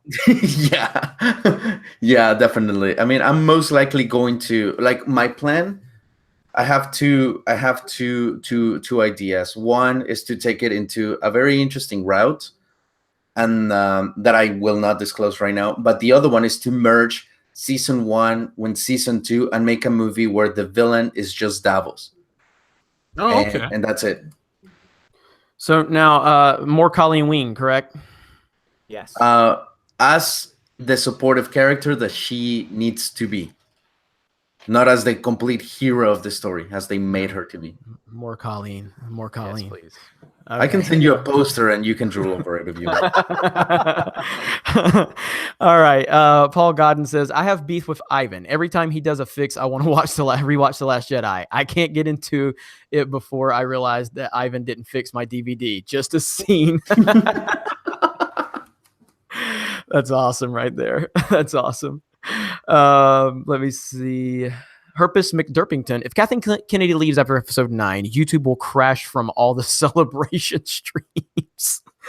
Yes, that will definitely be a massive celebration of epic proportions for sure. The Last Jedi screwjob. Ryan said there was no ST plan, sequel trilogy plan. Daisy said there was, but Ryan was given carte blanche. I'm trusting the person that didn't ruin Star Wars. Well, Daisy Ridley said that JJ had an outline. She said that point blank, yeah. and then she backpedaled on it. Then she backpedaled on it after the fact. So it's just a disaster. It ultimately is Kathleen Kennedy's fault. It's really what it comes down to. It's Kathleen Kennedy's fault. That's it. And then I guess if you really want to look at it, it's Bob Iger's fault for allowing Kathleen Kennedy to do it. Chewbacca fan 0824, the Virgin. Rey's character arc was so much more developed than Puke Skywalker's. She is a strong woman worthy of respect, and Puke is a sad old white man. Oh boy, that's a good troll comment, and you paid $5 to do it, so I'm okay with that. The Last Jedi screw job. Also, in TFA novelization, Rey and Poe meet in the end. More proof Roundhead doesn't care about Star Wars. Yeah, and I've never seen the novelization of TFA, but apparently Rey and Poe have like a moment, and a moment of like where they have a connection or something. So then, of course, Ryan Johnson just completely ignores that. Is anybody familiar with that, by the way? I know of it, but I've never seen it per se. But I definitely know it exists. Okay. Where am I at? Dante Reeves, Uncle Ethan, please perform the Pablo Hidalgo song, Pretty Please. Well, he's not here. So Uncle E, I will pass that along to him for next week's High Council. What channel will it be on, Jeff? Since everything's been so out of whack because I've been missing episodes. It'll be on mine. Okay, so next week it'll be on World Class Bullshitters, and I think EVS will be more than happy to oblige. So Kevathar1138, no Jeremy, no Disney IP gets a pass with leadership change. Marvel Comics effed up when CB Sobolski came in. Yeah. Even DNC was given a pass, no passes. Well, I'm saying that once they get rid of Kathleen Kennedy, if they get rid of Kathleen Kennedy, that will be symbolic. And again, I'm assuming that's going to take everybody out of Lucasfilm that has any involvement with her. I think at that point, you at least have to say that's a good sign. That's all I'm saying. I'm not saying that we give them a pass. I'm not saying we forget. I'm not saying we forgive. I'm just saying it gives us something to look forward to. I mean, that's just my take on it, because it's either that or just completely just give up the hope of Star Wars being fixed ever. And I mean, and maybe that's right too. Maybe that's the accurate way of looking at it. Moritz says, "Hey Jeremy, here's a cheeseburger. Wink, wink. Ha ha ha ha ha." Did I miss that one? I don't know what's going on with that one. Did I miss that one? What's a cheeseburger for? Anybody know? To eat. Well, I mean, you're the one with the limited palate, so. This is true.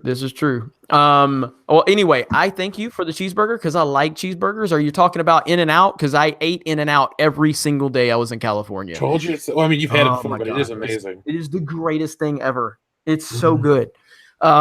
Nikki, what's up, Nikki? That's the associate editor for geeksandgamers.com, and she's great, and she's also a Twitch lead streamer. At least one of y'all didn't get that reference. I'm ashamed of you. That was probably so long ago, I have no idea now. Sorry, Nikki, you'll have to fill me in later. You can call me. DeBuzz General, psst, you guys want to join the Pin 15 Club? That's old school right there. Yeah.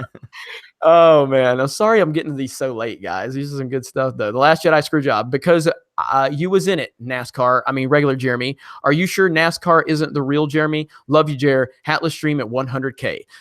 No, the NASCAR Jeremy is not the real Jeremy. I've got so many Jeremys at this point. I don't even know. Maybe the real Jeremy isn't even the real Jeremy. Maybe I've lost all focus of what reality is at this point. That Are could you a be scroll? possible. Yeah, maybe. God. It's Captain Mabel needs to slap you across the face. Evil Black Cat. Cats was awesome. Not that I'm biased. Dante Reeves. Jeremy, don't be a racist. It's bad for you. I have no idea what that means. Micah, math isn't my best subject. I believe you missed my super chat, and I did not. I got to it, buddy. I'm sorry. I'm so far behind. Mr. X says, and I'm about caught up finally. It seems The Last Jedi will be the best-selling Blu-ray of 2018. Thoughts? I mean, it's last I looked. Let me see. Let me look real quick. I'm surprised it's not Black Panther. So right now, 2018. This is the numbers. The Last Jedi is number one with just a hair over 3 million units sold. Black Panther is second with 2.7. Thor Ragnarok 2.3. Coco 2.2. Avengers: Infinity War 2 million. So I'm pretty sure that Infinity War will ultimately be the best-selling Blu-ray. It came out several months later, so I'm pretty sure that will come out. Oh, dude, cheeseburger, don't be a menace. See, we were so far removed from that joke, I didn't get it. I got you, Mark C. Got these cheeseburgers. I got it now. Okay, but right now, if you look at The Last Jedi, it sold 3 million units. And it released roughly around the same time as The Force Awakens. The Force Awakens sold 5.5 million units in its first year.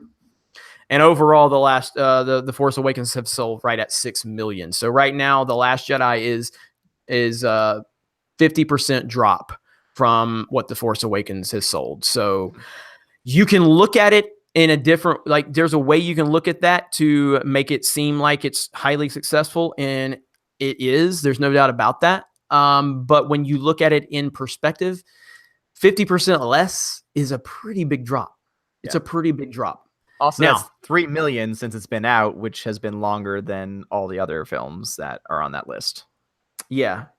So I do think ultimately Infinity War will be the #1 selling Blu-ray of the year. It may happen after. It may happen into 2019, but I do think that will be the biggest selling Blu-ray that came out this year. But it's a fair point. It's a fair point, and I get it. So, I mean, have you been following that any, Jeff?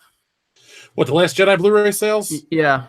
No, not at all. I'm embarrassed that I have a copy in my house still, but that's about it. I'm following the toys, how Hasbro made another mistake. Can you believe that they accidentally shipped out more toys from The Force Awakens to Target to sell at full price when the same figures were sold for 3 cents earlier in the year at Walmart? What's wrong with them? It's so weird. It almost seems like a concerted effort to kill an IP. I'm blown away. I haven't met, and admittedly, I'm sorry, I haven't been following any of your toy videos, but I need to be caught up because that's fascinating. I can't believe that. What is wrong with them? What is wrong with them? Also, to go back to your numbers for a second, if you actually combine the DVD and Blu-ray sales, Black Panther is #1. Interesting. That's And actually if you, yeah. and Infinity War actually has more revenue brought in, but I don't understand. That's just a different way to look at it. I don't know why. Yeah, that is interesting. So, but yeah, I think The Last Jedi, I said before it released on Blu-ray, I said it was going to be #1. I said it was going to be a massive seller because it's Star Wars. You know what I mean? It's Star Wars.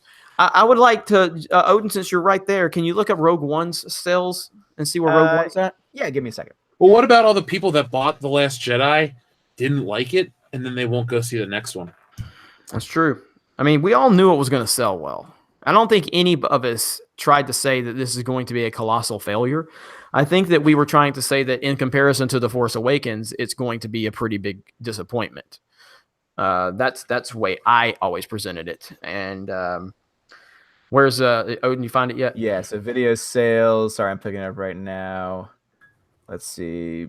Blu-ray sales. That's the weekly Blu-ray sales. How do I find the complete? Just do best-selling Blu-ray of 2017. All right, I'll get to that. And then I'll read a couple super chats while you get that. All right, sounds good. Let me see. Where am I at? John T. Net. In East Asia, mainly mainland China, Japan, South Korea, box might add up to less than 150 million total. Worst projections from Tokyo's biggest Skywalker fan club is over or smaller than 9 figures total. That will kill the aggregate box office. John T. Net always has great insight from outside of the U.S. So I always appreciate his information. And so I got your numbers if you need them. Okay. I pulled it up. Yeah. Oh, okay. Yeah, Rogue One was #1 with 3 million. Then Wonder Woman. Then Beauty and the Beast. Then Guardians. Yeah. So I mean, Rogue One has more copies actually than The Last Jedi. Yeah. Now I'm not, but I don't want Rogue One's lifetime. Just its 2017. Yeah, this is a 2017 article from By the Numbers. Yeah. Okay, so there you go. So it's pretty much on par with Rogue One, which Rogue One made $1 billion, barely, and we all know why, because Darth Vader was in it. And if Darth Vader wasn't in it, it wasn't gonna make. I'm just telling you the way I feel. I just don't feel that the enthusiasm is there for the sequel trilogy. I don't feel it. I don't feel it at all. Ivan, are you back? Yeah, I'm back. Okay, cool. I don't feel the enthusiasm at all, and the numbers are supportive of that. But yes, if you really want to make a case, there's a way you can take that and spin it to your advantage.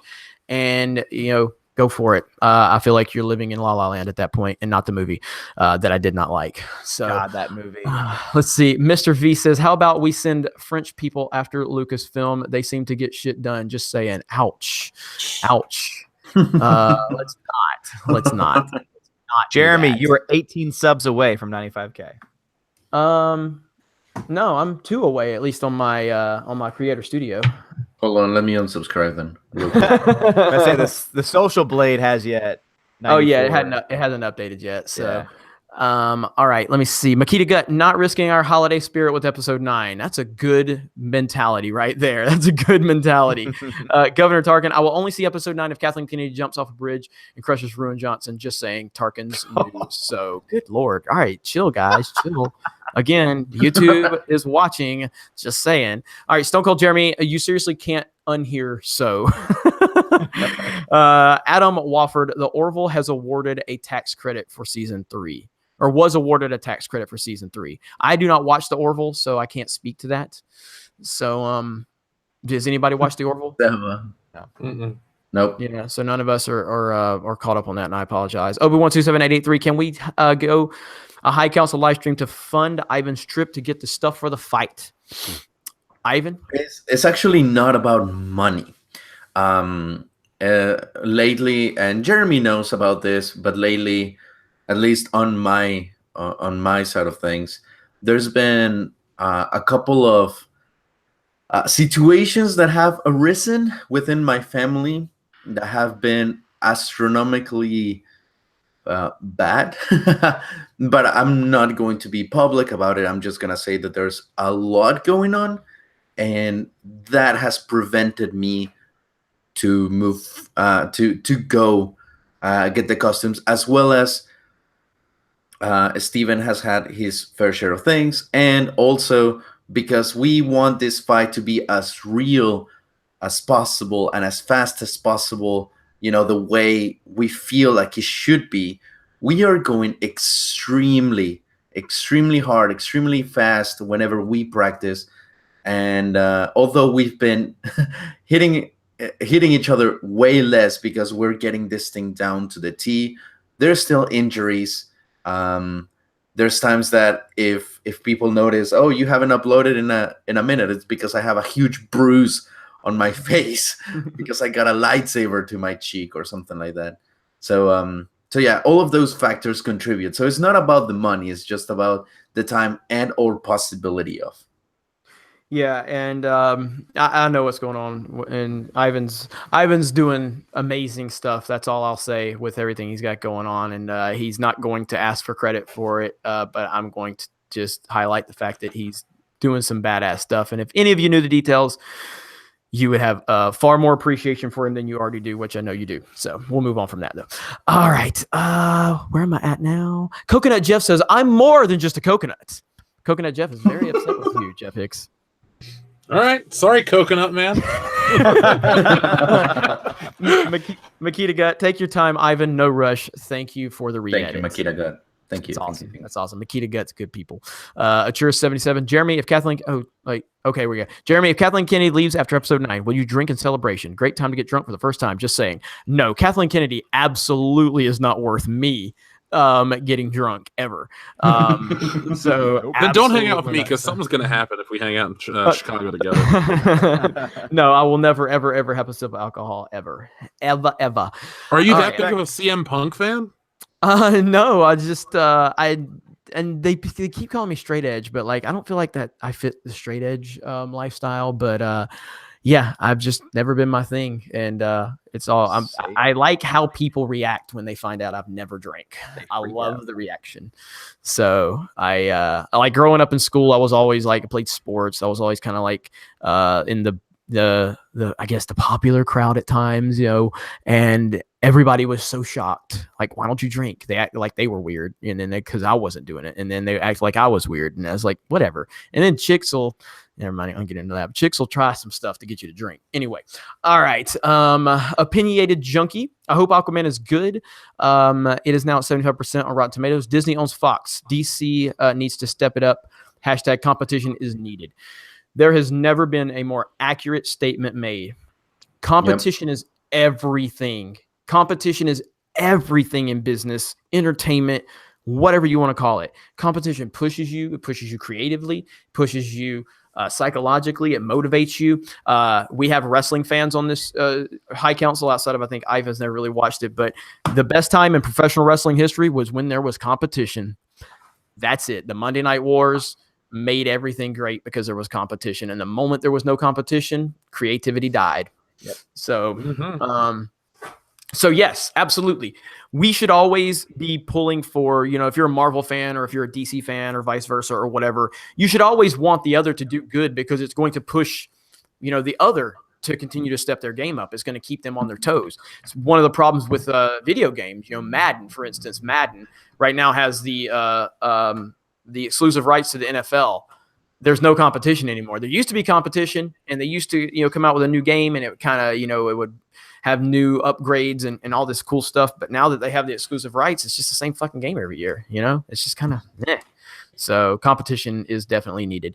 Brian says, I'm serious, Ivan. Email is Brian.dorchak, or it's dorchak@gmail.com. So that's Brian, dorchak@gmail.com. And Brian's been... Huh? Can you save that for me? Because I don't have the chat pulled up. Can you save that for me? Yeah, I got you.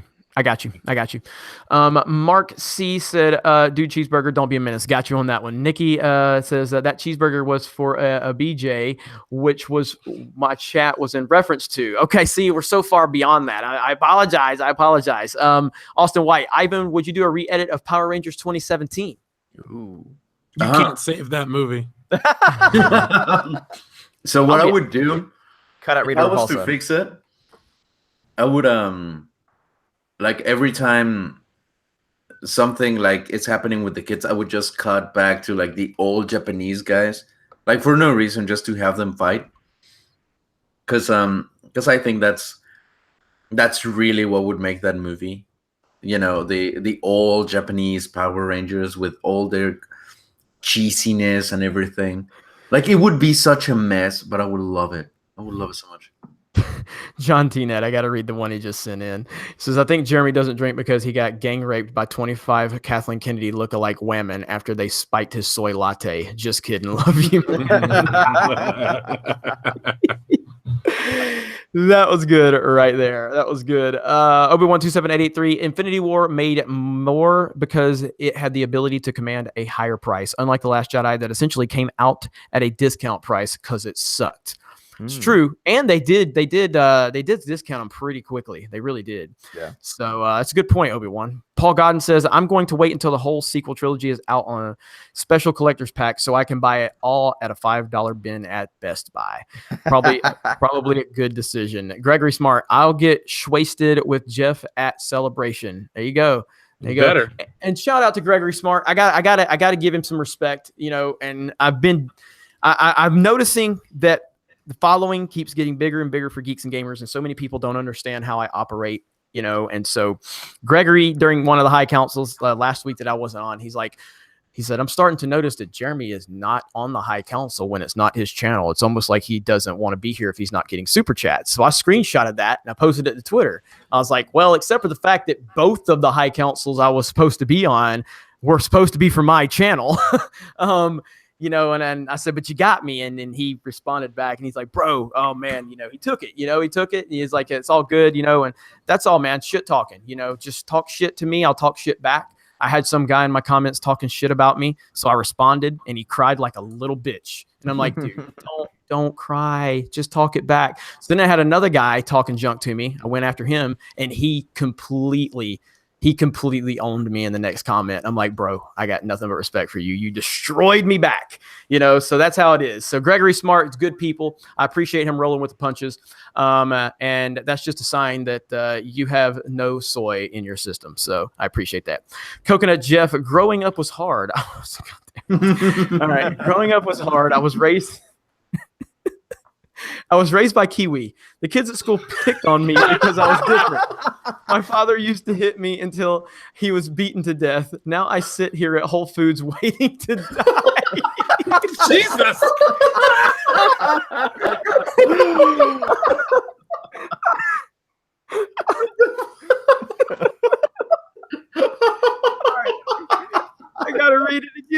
gotta read it again. Oh my god, that was the best. Coconut Jeff. Growing up was hard. I was raised by Kiwi. The kids at school picked on me because I was different. My father used to hit me until he was beaten to death. Now I sit at Whole Foods waiting to die. Can you take a screenshot of that? I want to post it onto our Twitter. That's the greatest thing I've ever heard on the High Council. Oh my God, that's so good. Oh my Lord. Wow.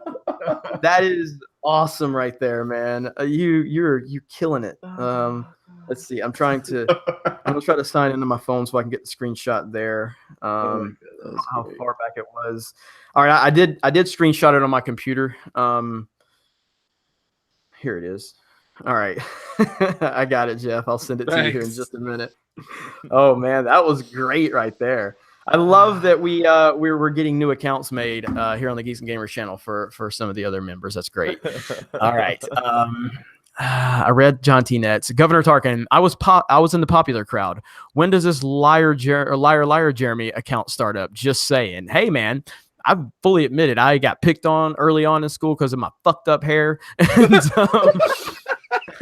And I became a bad kid later on just so I would not get picked on. It was reverse psychology. So I had to kind of like, I can't remember the kid's name in Cobra Kai. You know, the kid that was kind of like, no, the kid that kind of that spiked his hair, you know, Hawk. Yeah. So, you know, Hawk would always kind of get pushed around and, you know, made fun of. And then he came in there like a badass and all of a sudden everybody respected him. That was kind of my psychology when I was in school. I was like, all right, if I keep walking here with this fucked up hair, they're going to keep fucking with me. So I need to come in here and act like a badass. So you spiked your hair? You spiked your hair? I didn't spike my hair. I just shaved it. So, so couldn't deal with that. So Ryan Frazier, want to thank you guys for helping me through my final semester at university and keeping me sane while I write. Keep up the good work, everyone. Thank you, Ryan. I think everybody here appreciates that. We really do, you know, genuinely care about this community, and we appreciate the platform that you've all allowed us to have. It does mean a lot to us. We know that we're fighting the good fight, and we know we're fighting the good fight because all of you let us know we're doing it. And I don't know, like with Jeff, I mean, I don't know where was your channel at the beginning of the year? Do you remember how many subs you were at? We hit 10,000 right around Christmas last year. Okay. Well, never mind. Party's over. Yes. I didn't have a YouTube channel at the beginning of the year. If that makes sense. Yes. Hello. Yes. I'm so excited. Cecil. Hello, Cecil. Hello, Odin. Hello, Jeffrey. Hello, Jeremy. Hello, Ivan. Hello, Cecil. Hello, everybody. Sorry I came late. I didn't know about this. I got home a little late today. How are you, Cecil? I'm brokenhearted. I mean, I heard that horrible story about Coconut Jeff, and then and then I heard your story where you were picked on for that stupid haircut you had. Even more heartbreaking. I'm just here to lend support. If anything you need, just name it, Jeremy. Oh, so great. Cecil is the best. Oh man, it's great to have you, man. And yeah, I know I don't know, you're probably out and about. We were trying to get you to jump on because EVS had a pie overdose. Is that what happened? No, that's the rumor. He said he was tired, but the council crowd has decided that he was probably overdosed on pie, and I tend to believe him. He's been drawing these like I was doing like a very drunk live stream at like 2 a.m. on Saturday when I got home, and he just popped on. He's like, "Oh, I just woke up."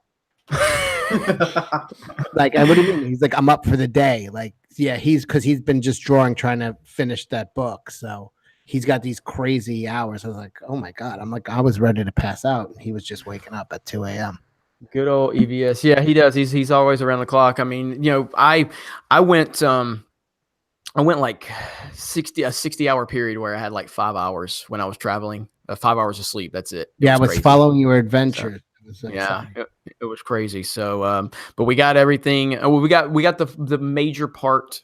I would say not the major. We got I'd say about 50% of the project done. And then Ivan and I are going to be finishing, hopefully, that up in the next few weeks. And I don't have a date yet. I'm waiting for Ivan to give me a date of when he thinks we can release everything. I'm going to lean on his expertise once we actually get a chance to start the editing process. But it's really exciting. So I'm hoping by the end of the year, but I can't guarantee that at all until we really get into it. So good stuff, though. But no more driving to California for me. Absolutely not. Have you heard of airplanes? I have, and Superman said it's the safest way to fly, statistically speaking. So I'm gonna have to listen to him. Of course, when you're Superman and you know, if you're in a plane that's gonna go down, he's kinda. Are you afraid of flying? I'm not afraid of flying. I'm afraid of crashing. Yeah. I don't. I'm a control freak. And so I don't like being in a situation where I can't control. So like if I'm in a car and it breaks down, it's going to stop and I can get out. If the plane crashes, I'm done, you know? And so I get it. I know go with you and hold your hand because I can do that for you. No, I want coconut. What I'm hearing is that you're a crazy person who doesn't want to let the pilot fly. That's pretty much it. Okay. So I have a question for you, Jeremy. Okay. How is that if you don't like, if you want to have control and you're afraid of flying, why are you not afraid of roller coasters? I mean, it's a little different, I guess. They are way more insecure. That's true. People get killed on those things left and right. Well, again, you got to know, like, where do I go ride roller coasters? Well, I go to Disney World. You know, I don't even ride roller coasters at Universal anymore. I have when I was younger, but once I've gotten older and I think about that aspect of it, like I know for a fact that Walt Disney World actually does extensive testing on every ride in their park every night. Extensive. You know, when's the last time we actually heard about a roller coaster flying off the tracks? Not at Disney, but at other places. Last year, there was a car came off. Yeah, right. Well, I mean, at Disney. Well, listen, you know? Disney's not perfect. Didn't a 2-year-old get eaten by an alligator right in the middle of the park? Well, yes, yeah. But that was still that they. Yes, but no, there are not. But that was a lack of the parents not paying attention to the kid, and I'm not trying to throw them under the bus. Maybe Disney shouldn't have alligators in the middle of a park. Well, yes and no. But no, what do you mean? What's the yes part of that? Well, I'm saying, but if you want to break it down, ultimately, the parents are responsible for your child. If you're letting your child run around in water, even if it's knee deep, yeah, I know. But watching most people think they're in the middle of Disney World, they can like rest for a moment, not expect an animal attack. It's more about not being in Florida. If you're from Florida, you kind of know these things, but I get it. It's cultural, I guess, or geological, I guess. People were probably not from Florida. I think they were from Ohio, so they were not expecting. Yeah, blame them. Right. Blame us. Blame the victim. Well, no, but I'm saying, but people die in car wrecks too. So I mean, that you could just point that one directly at me. And go, well, Jeremy, people die in car wrecks. Actually, more people die in car accidents than they die in plane accidents. But my answer is, I have control. And I may not have ultimate control, but if someone I'm a good driver and I pay attention to every aspect on the road. Ivan can confirm this. He's driven with me. I know everything that's going around. I watch in front of me. I watch behind me. Nothing gets past me. But so if somebody swerves, I still have the power to correct the situation for me. I still have the opportunity. It's not meaning I will, but I still have the opportunity. Just like when I was driving to California the first time, it was raining. And I nearly got caught up in a massive wreck in San Antonio, or heading to San Antonio with two 18-wheelers. And if it wasn't for my alertness, I could have got caught up in it. It happened right in front of me. I did a video on the channel for it. So that's just the way I look at it. I know it's me being ridiculous about it, and I get that. And probably when I fly for the first time, it will probably not even be a problem. You've never flown? No, I think when I was younger, really young, my dad took me in like a single engine plane up, but just like locally, but I've never been on a commercial airline. What? So look, it's going to be great for you. Cause unlike me, I can't get my knees in the seat. So I'm uncomfortable for 3 to 6 hours and people are like touching you and shit like that. You'll just be sitting on a seat, listening to your headphones, and then you're there. You pick up the rental car at the desk and there you go. You're driving again. Yeah, I mean, so it's just one of those things. Unless you hit turbulence, then that really shakes the whole thing up. Yeah. Yeah. Oh, I've heard. Trust me, I've heard. I'm very, very aware of it. But I'm sure once I fly for the first time, and I'll be like, "Yo, I got here in like 4 hours," instead of driving 35 hours with being sleep deprived. I'm sure I'll be like, "Yeah, this is a lot better. This is a lot better." Statistically speaking, it's safer than wading in a pond at Disney World. I can't argue with your statistics. I can't. All right, let me see. Now we've learned something tonight, Cecil. We've learned something about me tonight. Yeah, I mean, We yeah, learned that knew that you I didn't say drink. no, but I say so all the time when I end a sentence. Oh, Did you notice it? Like, this is a problem for me. I think I'm going to have to go get some type of rehabilitation or something. It's a problem. It's a problem. So so the people have been kind of keeping an eye on it. So now it's my complex now. All right, Ryan Fraser, I got that one. Fanboy, hey, did you hear, or how did you figure Kathleen Kennedy was a fake? Her resume? What do you mean, Fanboy? How do you figure Kathleen Kennedy was a fake? Her resume? Did somebody say she was a fake? I mean, I just think she's not good at her job. When she got the job, when she was anointed the president of Lucasfilm, clearly her resume said she was qualified. And so I didn't know anything about her. So I took that as, oh, she's going to be good at this. So I don't know. Did someone say she's a fake? When do you guys say I said she's an executive producer. Okay. That has nothing to do with the creativity. She deals with money. And she's properly credited on each film. And a simple search goes to show what each person does on a movie. So she had no bearing on the script for all these classic movies. So if somebody said, well, she worked on Back to the Future, she dealt with the money. She didn't help conceive the time-traveling DeLorean or any of the elements of the witty dialogue. Yeah, and trust me, hang on. Trust me, Jeff does not. Well, Jeff will tell you, right? Jeff will tell you for sure she had nothing to do with Back to the Future. Yeah, or Indiana Jones. or Jaws. But her name is on all those projects, no? Yeah, as executive producer. Mm-hmm. Executive producer is such a wide-ranging term. You know, I think that was invented for Hollywood to go, hey, I want my friend's name on here, so let me put my friend's name on here. You know what I mean? Type of thing.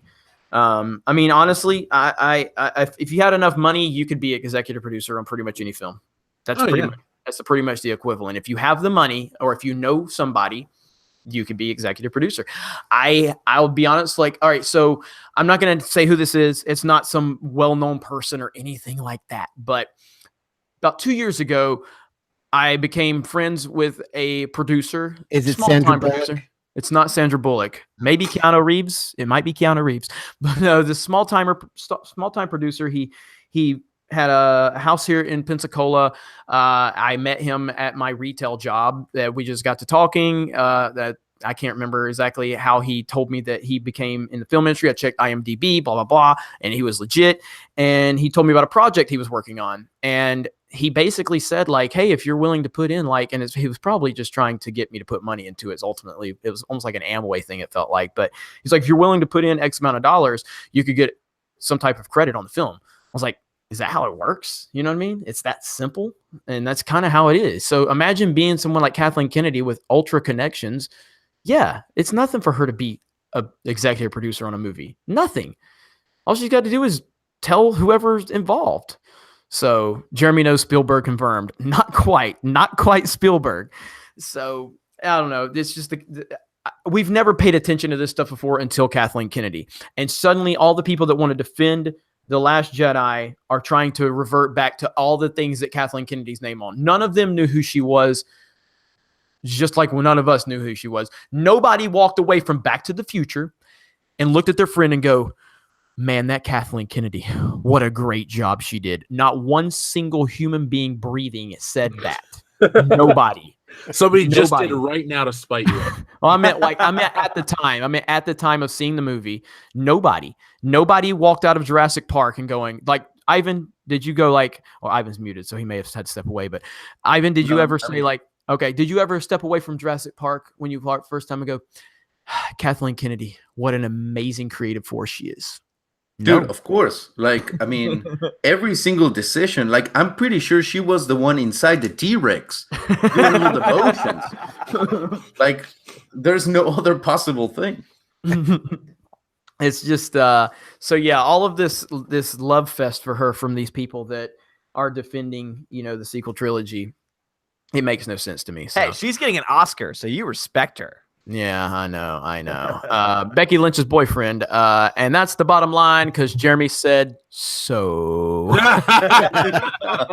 Now, that's a good one right That's the there. best super chat of the night. That is a great one right there. That's a win right there. Kendo Slice says, "Hail Cecil." Damn right, Hail Cecil. Can we get a hashtag Hail Cecil in the comments? Yes. Hashtag Hail Cecil. We're all happy you're here, Cecil. We all knew everybody would. Brian, Ivan can't go to the airport without being deported. Damn. Throwing some shade. First he was trying to work with you. Now he's throwing some shade. I think he'll fit right in. So yeah, most likely. He will learn.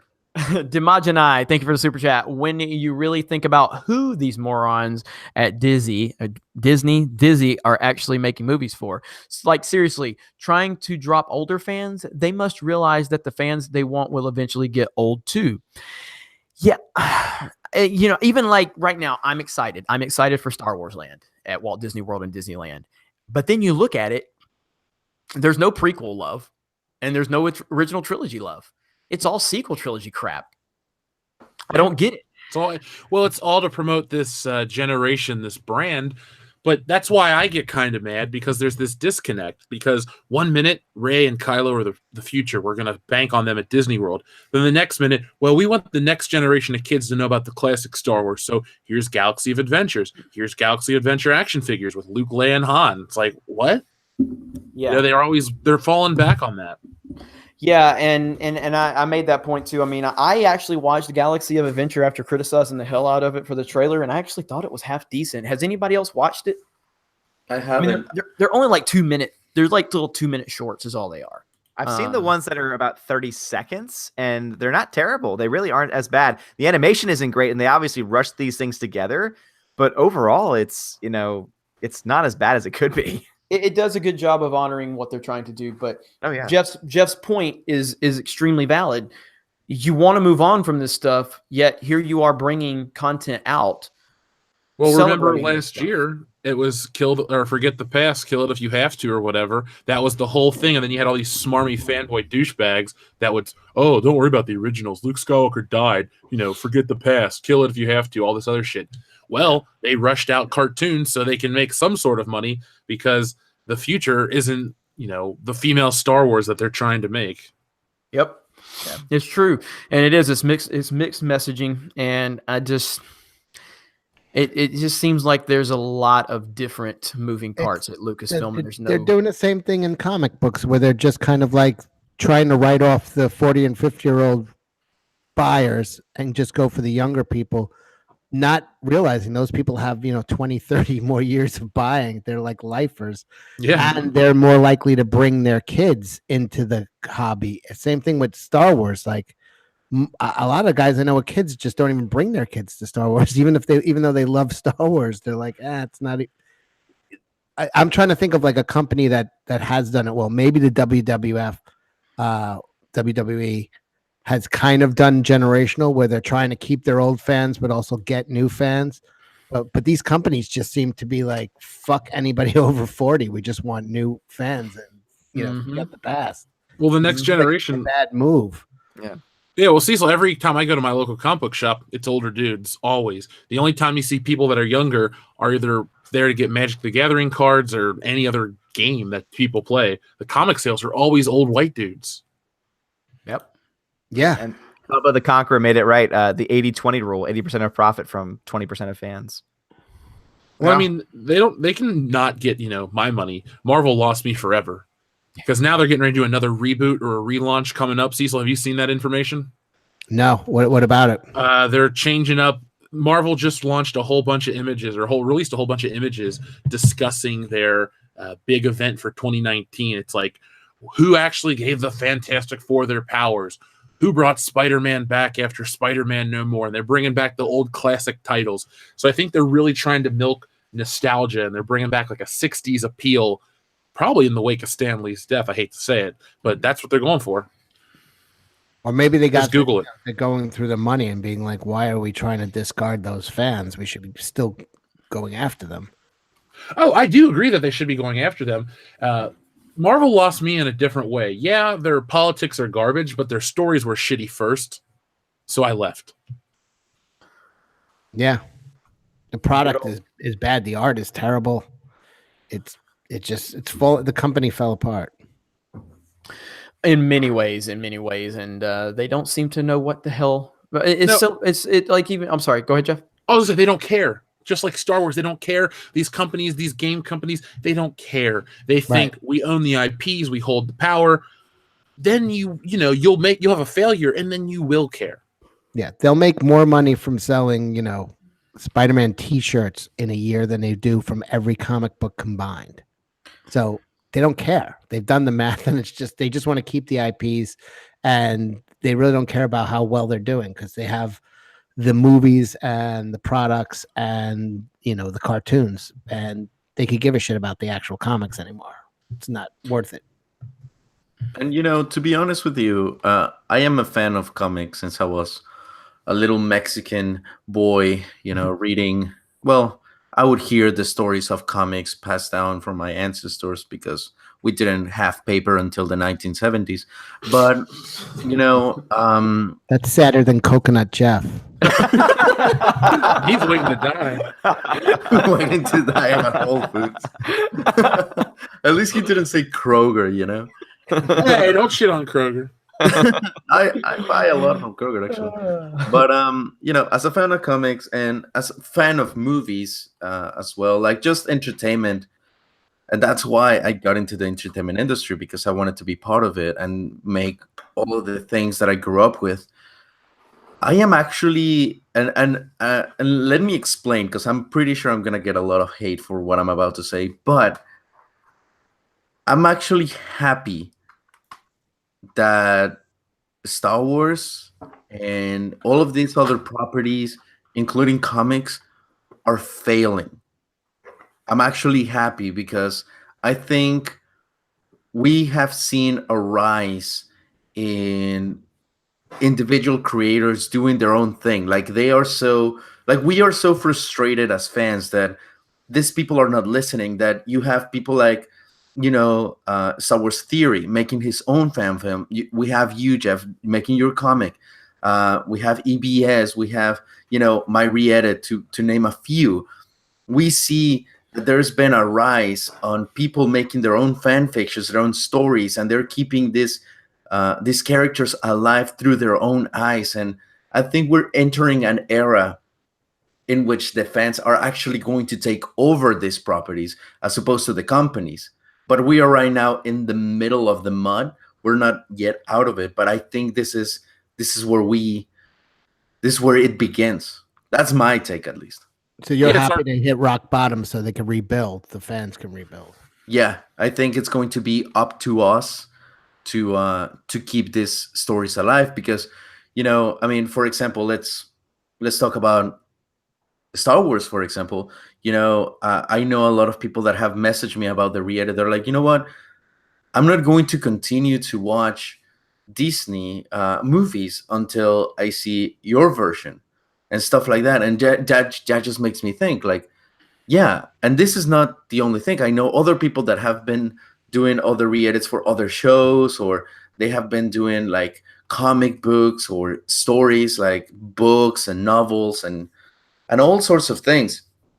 And people are turning their eyes to that. And I think, like, whether Disney, whether like any company realizes it or not, we are the ones that keep them alive. They need us more than we need them. We can create the stories as much as they can create it. And now we have the tools to make it happen, but they don't have something that we do, which is money. They live off our money. And if we put our money within us, they become nothing. Beautifully said. Well, they also lack the passion. Well, yeah, of course. Because, you spent, what, 200, 300 hours working on your edit? Just about. I'm saying, some crazy amount like that. I mean, EVS is running himself ragged doing his comic. I'm just hanging on doing mine. I mean, it's a passion thing, you know. Mhm. When these companies like Disney doesn't have passion because all they do is they come in and they buy properties. They bought Marvel, they bought Star Wars, they bought, well, Pixar is a different kind of a thing. But my point is, Spider-Man and all those characters existed before Disney even had the thought of purchasing them. Same with Star Wars. All the great Star Wars characters existed. Star Wars came and went. It ended. It made the billions of dollars that it made before Disney. And Disney just comes in and thinks, well, we're gonna, shoot it in the arm, give it new life, and keep making money. But the Disney, I guess it's either the Disneyfication or just the Disney way, doesn't work with Star Wars. There's no greater meaning. It's all about shallow, hollow, false meaning with these new Star Wars movies. There's nothing there. It's just, hey, here's an X-Wing, here's a TIE fighter. There's no connective tissue. Buy the t-shirt. Yeah, exactly. No, you're right. I mean, those are great points. Anybody else want to add anything before we move on from that? I think Ivan is right. People do hate him more after he spoke. I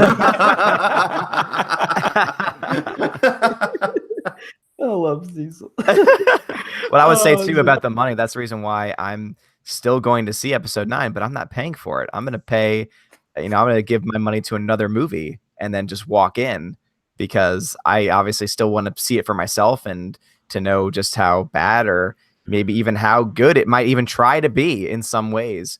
But I'm not giving Disney my money. I'm gonna give it to another studio to support them in their ventures. That's my mindset behind it. Yep. That's going to be an interesting time for the next year, but we've got some cool things coming from Geeks and Gamers. I'll tell you that. Me and Ivan hopefully can update you on that very soon. All right. We're doing a porn parody called 50 Shades of Grey. It's gonna be great. Oh man. Let's see. Fanboy says, like she does any of those films. I mean, yeah, okay, yeah, that's what we figured. Mirror Jeremy, Brie Larson said Captain Marvel can lift Thor's hammer, and Kathleen Kennedy needs to go before she makes Daisy Ridley the new Indiana Jones in Indiana 5. Oh, did Brie Larson say that? Well, she said a lot of stupid things, so I don't think anything. That's very true. Has anybody confirmed? Did she actually say that though? I heard something along those lines. That woman never says anything smart. Oh my God, man. Oh, it's ridiculous. I don't understand it. By the way, shout out to Star Wars for Life and Stephanie B in the chat comments tonight. You guys are doing a great job with your blue wrenches. Yes. All right. So where are we at? Sierra Whiskey says, Cecil is my spirit animal. Cecil is love. Yes. Hi, Sierra. Brian says, all right, take care all. Ivan, I await your email. Ivan, I do have that picture for you. I will send that to you. Thank you. Bagel Goose. Look at there. Bagel Goose shows up right when Cecil's here. Isn't that amazing how that works out, guys? Convenient. Amazing. Where did Clark go? Bring back America Chavez. That's what Bagel Goose says. Usually Bagel Goose God's ears. Bagel Goose is usually blindly praising Cecil for some strange reason. I don't know. Something to that, I think. Crack that code. Chris Wicks says, hey, How Council, can someone explain to me Disney's double standard? How can Marvel sack Chuck Wendig but still be contracted to Lucasfilm? That would be an EBS question, probably. Because Chuck Wendig told half the country to eat a boot covered in shit. Right, but is he still contracted to Lucasfilm, even though Marvel got rid of him? Oh, he is contracted to Lucasfilm? That's what I'm asking. I mean, I think they probably made a clean cut with him. I would think so. It got national attention, his comments. So yeah, I would think that he's not. It's just not a good business move, Yeah. I don't know if he's. I thought he was gone from both. So, I don't know the ins and outs of that. Jeff, are you familiar with any of that? No, I did my stream when he got fired, and then I saw Ethan or your video when they canceled his series. Okay. So if anybody has any more information, if he's still contracted through Lucasfilm, but as far as I'm concerned, and as far as I know, he is no longer part of Lucasfilm, Disney, Marvel, or anything. I can't imagine he would still be connected. So, I mean, they've already moved on. they've already put someone else in charge of the Vader series. If they booted, geez, why can't I think of his name? James Gunn. Mm-hmm. I mean, they would boot Wendig without even blinking. I mean, if they're willing to boot James Gunn, then they are willing to, protect their image. That's true. That's very true. Logan Michael says Disney sucks. They ruin Star Wars films and Star Wars toys. They Can't are argue with you. cheaper. They're so much cheaper than they used to be. Well, let's take it back. They're more expensive. Quality's cheaper. Excuse me. Let's say Herpes McDurpington. Marvel's doomed after Endgame, and I think they know the ship is sinking. Hail Cecil. That's an interesting topic that we could probably expand upon a bit if you guys wanted. Endgame, the Marvel Cinematic Universe, Avengers. What do you guys think? Has everyone seen the trailer? First of all, everyone here seen it? Yep. Yeah. Okay. So, what was your thoughts on the trailer? Just the trailer itself. What was your thoughts on it? Amazing. Yep. Yeah, I thought it was incredible. You didn't I like thought it was just okay. No, I loved Infinity War. The first time I watched the trailer, I was just like, okay, that was it. And then I watched it after I actually got a decent night's rest. I liked it enough, but I don't think there's enough in there for I mean, unless you've been on the journey like we all have, I just think as a trailer that stands on its own, it's just fine. I like the Iron Man stuff, and I'm interested to see they're trying to not give it all away this time. Which I like, because I'm so tired of movies doing that. I'm so tired of studios putting in everything into the trailers. And that's my one critique of the new Godzilla trailer is I feel like they just give too much away. They show too much of the monsters, I feel. And they should hold on to that for the actual movie itself. So I think Endgame has done a very good job, at least the trailer for Endgame has done a very good job of giving you just enough to get excited and to, set everything up for you. But at the same time, not give away everything. What's going to happen in that movie? It didn't really give much. It showed some emotional type scenes and then nothing else. Yeah, I feel exactly the same as what they said. I mean, the thing I took away from it is it focused on Cap and Iron Man, and that tells me that's going to be the focus, and that's great. You know what I mean? That's exactly what I want. And it didn't show anything. Now, of course, the next trailers are going to show every freaking thing. We know that. Yes. But yeah, for what it was, it looks good. Now, moving forward, after this, what do you guys think's going to happen? Is the MCU done? No, because Spider-Man comes out this July. Mm. And then one thing I don't think enough people are taking into account is Sony's big move. So Sony made almost $1 billion out of Venom. Venom was a huge hit worldwide. Then they got Spider-Man Far From Home. They also got this Into the Spider-Verse thing, which they're already floating the idea of a sequel. Spider-Man movies are back to making money, and Sony can pull that from Marvel.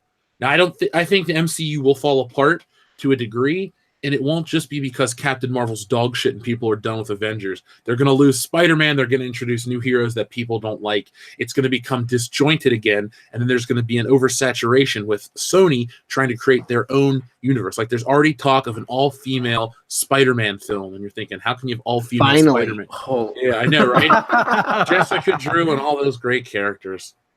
But I think what's going to happen is they are going to do the hero replacement with the older guys and bring in the new, but at the same time, they're going to bring in X-Men and Fantastic Four. So people are going to have familiar familiar characters that they like coming in with all the new X-Men.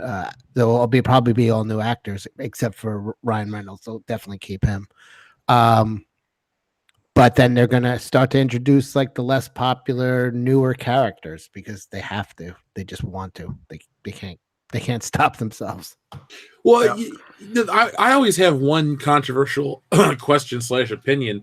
Will Fantastic Four be enough? And I'm not worried. I'm not really harping on the 2015 dumpster fire, but the Tim Story Fantastic Four movies really weren't that popular. And for, my age group of people, Fantastic Four really wasn't this big juggernaut thing growing up in the 90s and early 2000s. They had a shitty cartoon that wasn't on mainstream television. They had a video game, maybe, a few toys, but the Fantastic Four just weren't that popular. And I just think for a certain generation, I'm not saying that it'll be a flop of a movie or won't bring in new people, but it's Marvel's first family. I get it in terms of history, and I respect and I like the Fantastic Four, but I just don't think, you say Fantastic Four, people on the internet will get excited, but I don't think it'll be enough to get, mom and dad out of their seat. somebody had a vision to do it correct. Like, what if they did the original Mole Man storyline, and they're in the under the earth, and they got they're fighting like kaiju, like really done well. Like they're fighting fucking Godzilla under the, you know what I mean? Like they're doing it, and they did it really cool. I think that would be awesome if they just stuck. If they did Galactus right with the Silver Surfer, there's stuff there to be mined. There's some really good stuff. Oh, Cecil, I would love all that stuff. Believe me, I've gone back because you know how Marvel's got those True Believer books that are out right now. They're like $1 reprint of Fantastic Four. Well, every time I go into my comic book shop, I buy something, even if it's like, well, screw Marvel. I don't want my local comic shop to die, so I'll pick up whatever. So I picked up a couple of those. Like I said, I like the Fantastic Four. I just think as a lot of people say, well, yeah, once they bring in Fantastic Four, it's going to be great. Fantastic Four is kind of just like this Marvel property that floats around. Like they can't even get a toy line; they have to put it at a Walgreens and release them, piecemeal because the shit would. I mean, the Thing is a popular enough character, maybe the Human Torch, but Invisible Girl and Mr. Fantastic I don't really interact with a lot of people that talk about them anymore. But what you just pitched is awesome, and I'll be there day one. And they've never done a correct Doctor Doom, story. I mean, there's good shit there. They could bring in She-Hulk in there too. I mean, there's a lot of stuff to do, but yeah, as long as they do it right, it could make money. Now, She-Hulk could be really interesting too because they would have the new female hero, but you could do like crime drama and court stuff, and then you could also do superhero action. It could be fun. It could be fun. I want it to be. Yeah, I agree. Fanboy, I got you. Says, hey, Jeremy, read my comment. It's not the actual guy Disney. That's why the company has no passion, because it's lost without a Walt, man. Yes and no. Disney, under Eisner, Disney had a lot of creativity. Disney almost went under Eisner, and then Eisner dug them out when they got the Disney decade, and they had a lot of good creativity. There's still a lot of good creativity coming out of Disney. There's no doubt about that, but it's kind of being swallowed by a lot of safe decisions and buying up other pre-existing franchises and not really being aggressive with those franchises and not really trying to maximize and grow those franchises as much as it's just trying to continue to, stay afloat and try to put political propaganda in them.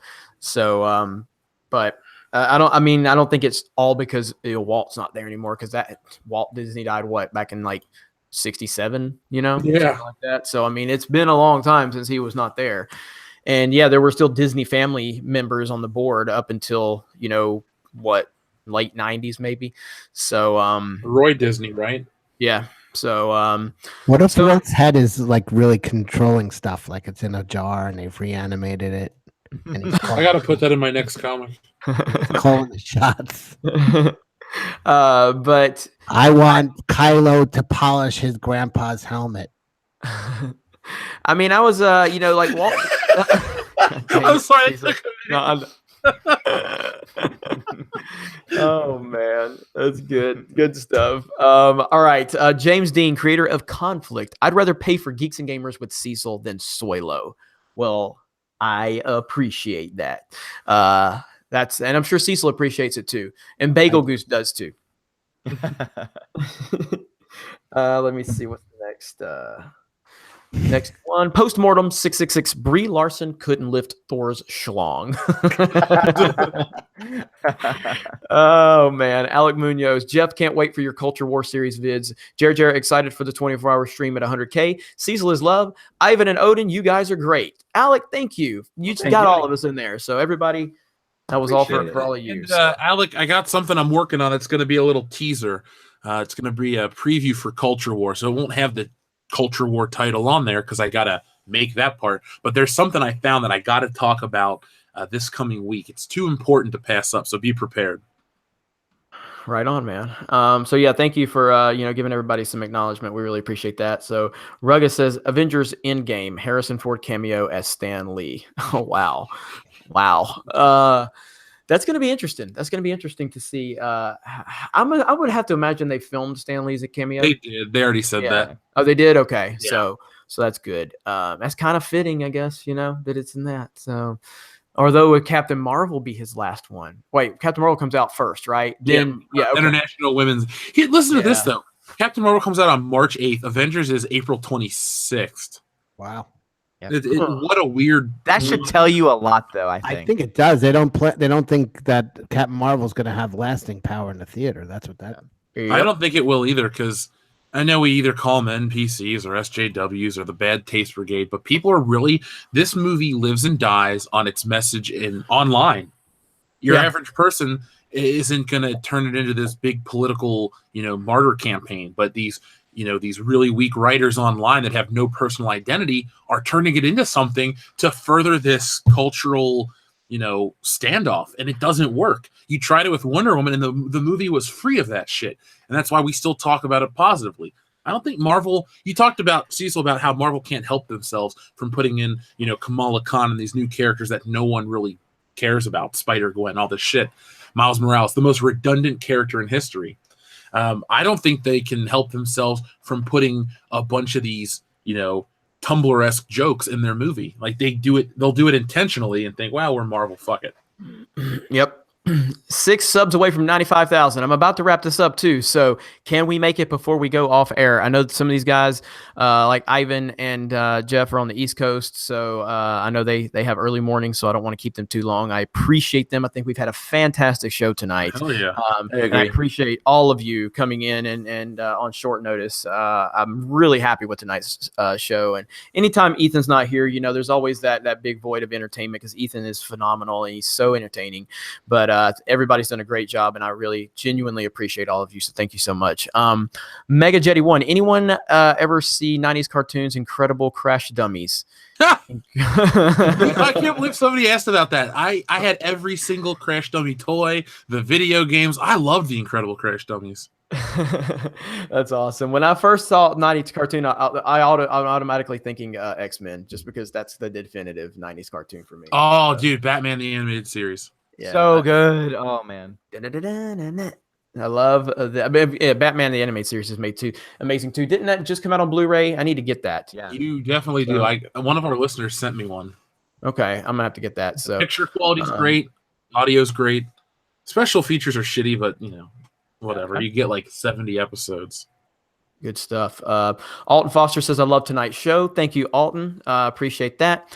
Yeah, I am. I'm not even just saying it. Like I was just like, I knew it was gonna be fine. Me and Jeff, even if it was just me and Jeff, we were gonna be fine. But everybody that stepped up to the plate, it's been a really good show. Conversations flowed seamlessly. I didn't feel I had to really do anything in terms of directing it or anything like that. It's just, we all are good friends. We all are into the same stuff.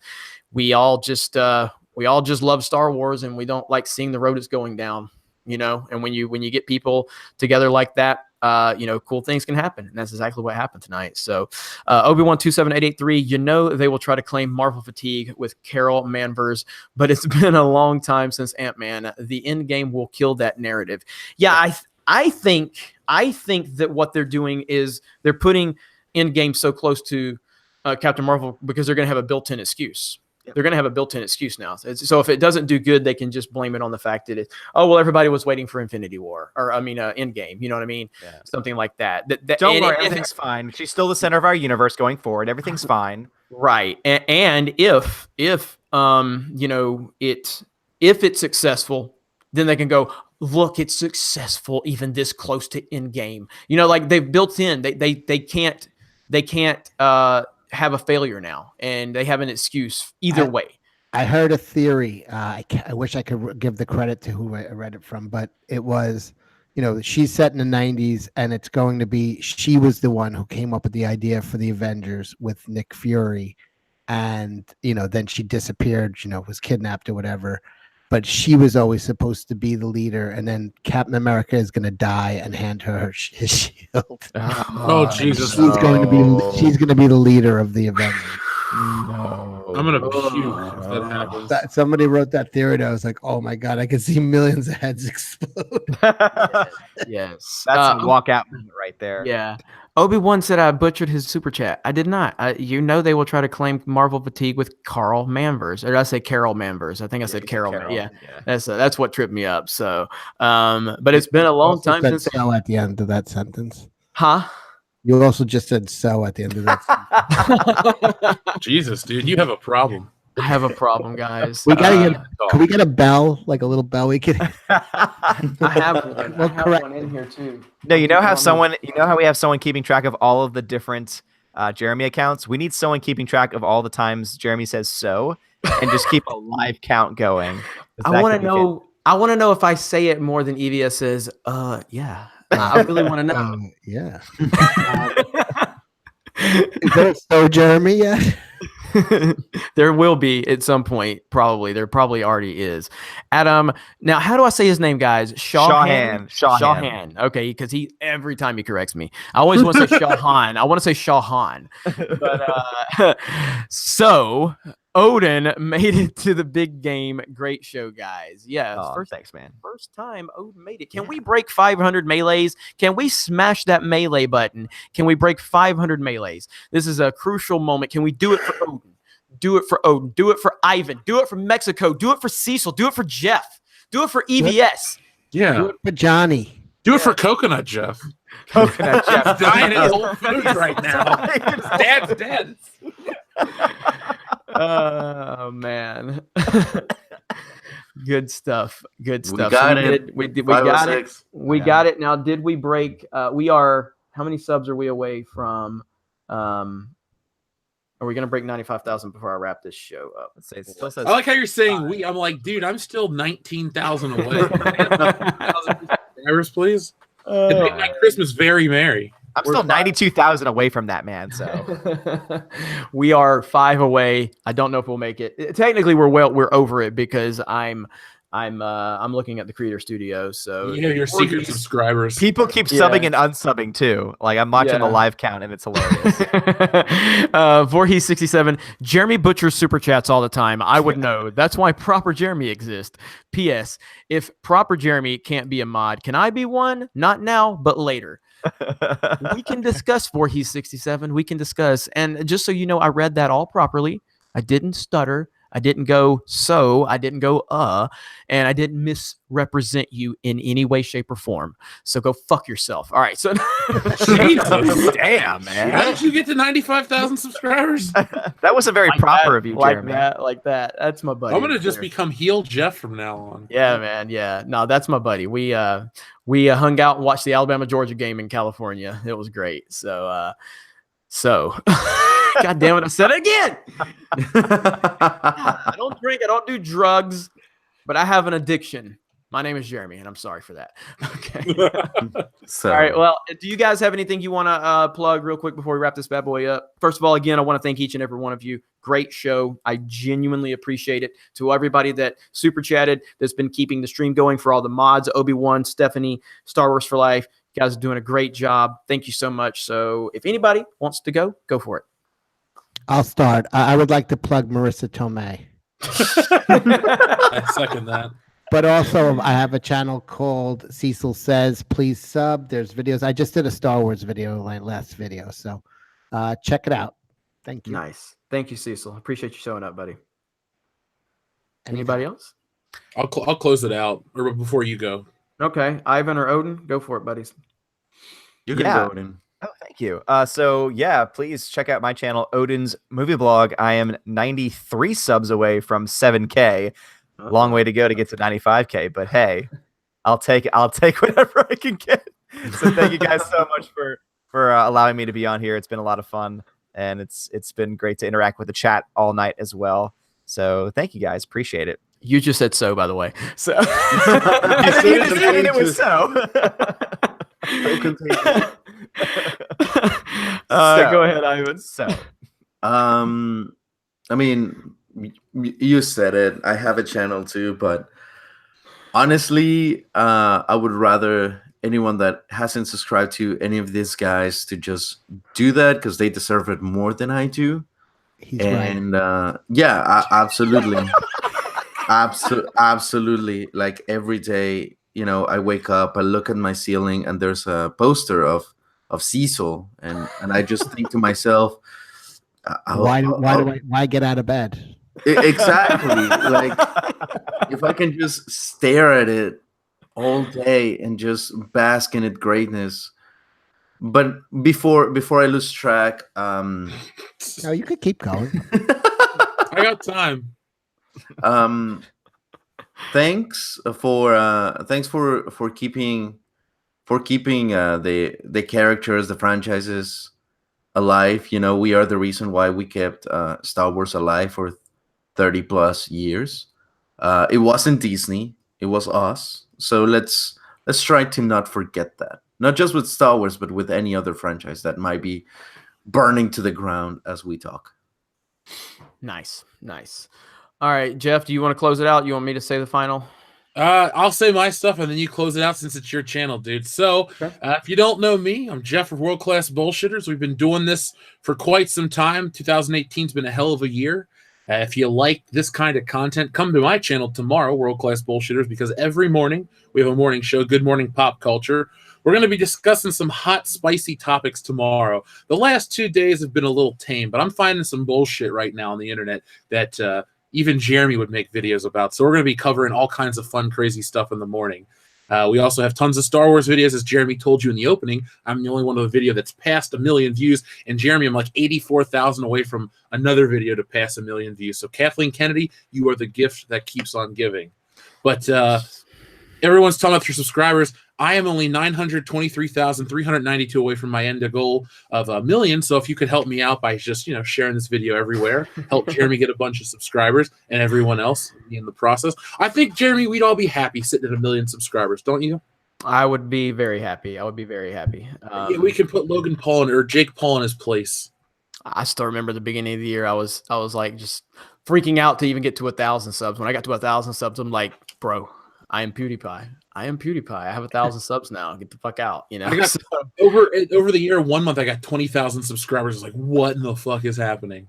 I was freaking out. It's been we slowed down, but I look where we started the year and we're, we've grown 7 times where we started. So I can't complain. And the comic happened and all this community stuff happened. So 2018 kicked ass.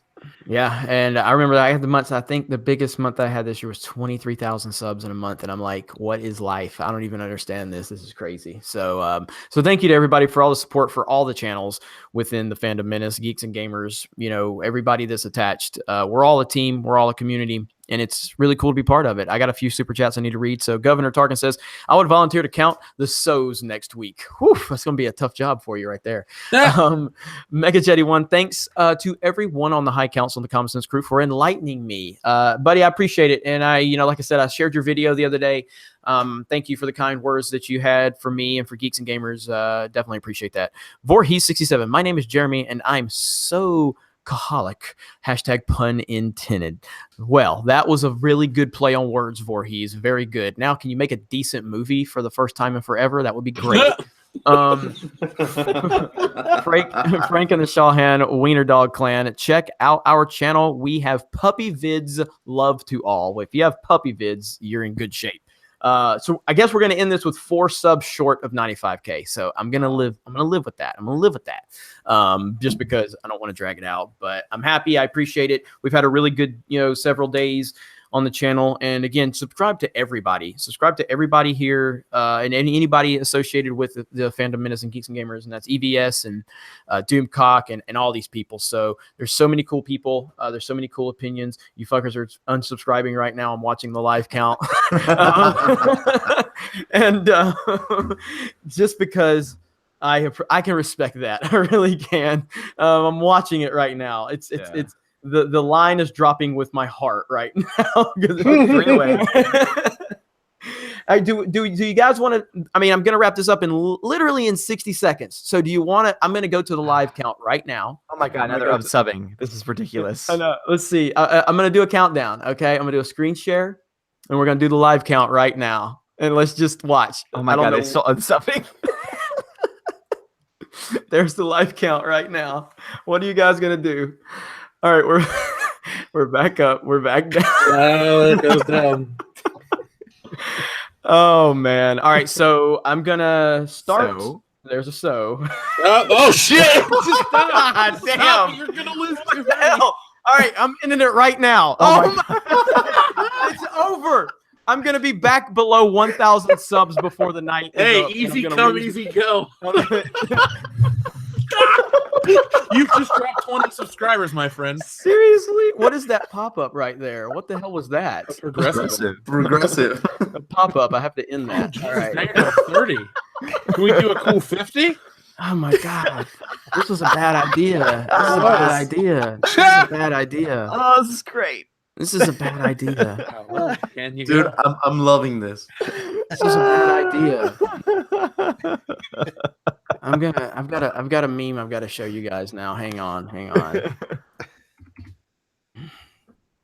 I can feel the pain. I don't have to. I'm just I don't watching even- your screen. That's all I care about. I don't even want to look You went at up it. one. You went up one. I can feel That was me restubbing because I wanted to get down 50. Oh, shit. Oh no, no. This is what I'm thinking right now. So let me move over to this meme. Let me. It's perfect. That's me right now. So, that's exactly what's going through my mind. This was a bad decision. Closing out 2018 strong here, Jeremy. my You made a lot of good decisions. Made a lot of Bleeding good subs. decisions. He's bleeding subs. I am Jesus. mundane Jeremy. I am mundane Jeremy. Right now. Go roll a boulder. Hey, for the guys watching, let's get to 95,000 and then you can troll him. How about that? Let's try that. That would be Nah, cool. it ain't gonna work. That would I'm be just fun. throwing it out there. You know, get him to 95, but then just Can we get Oh. to 49,000? That'd be interesting. Oh my god. This is All the right. worst. This went from the best high council to the worst really quickly. Really quickly. Look at that. Look at that line. It's dropping like Disney Star Wars revenue. Look at this. It's look at that line. It's Disney Star Wars right there. All right. Well, this was a lot of fun. I appreciate it, guys. I like when you guys mess with us. We're all a team here. We're all a community. The way that you guys interact with us is great, and we really appreciate it. So I know at some point we're going to hit that 95, but can you imagine if this was a 100K sub and I started dropping like hundreds? I think I want to do that. I want to see how many of you are going to fuck with me when we get that close to 100,000 subs. I want to see how many of you. And we'll see if we can just drop it down a whole 1,000. You know what I mean? That would be great. up. So Are they going to allow it to happen? Here's the real question. Look, this is if you've ever wondered who controls this community, you're finding out right now. All So of you true. do. All of you control it. So I'm gonna end this as soon as I don't know. Is this gonna happen? Is this gonna happen? I hate all of you and I love you at the same time. All right. You guys have a group chat. You guys have a group chat, and you're like, all right, here, you hit it. All right, you hit it. Like the communication is so much better than the sequel trilogy communication. Now, Right? if they can get you to somehow to 9.99 and then start doing this, that would be perfect. So I dare you guys to get them to 9.99. See what happens. Oh boy. I don't think this is gonna be good. There's a slight delay, All right. so we'll see. All right, I'm going to end this in 30 seconds. 29, 28, 27, 26, 25, 24, 23, 22, 21. Now you slow down. Slow down. 15, And 14, 13. Oh, no, you're gone. I'm gone. All right, you guys have a great night. We'll talk to you later. Bye.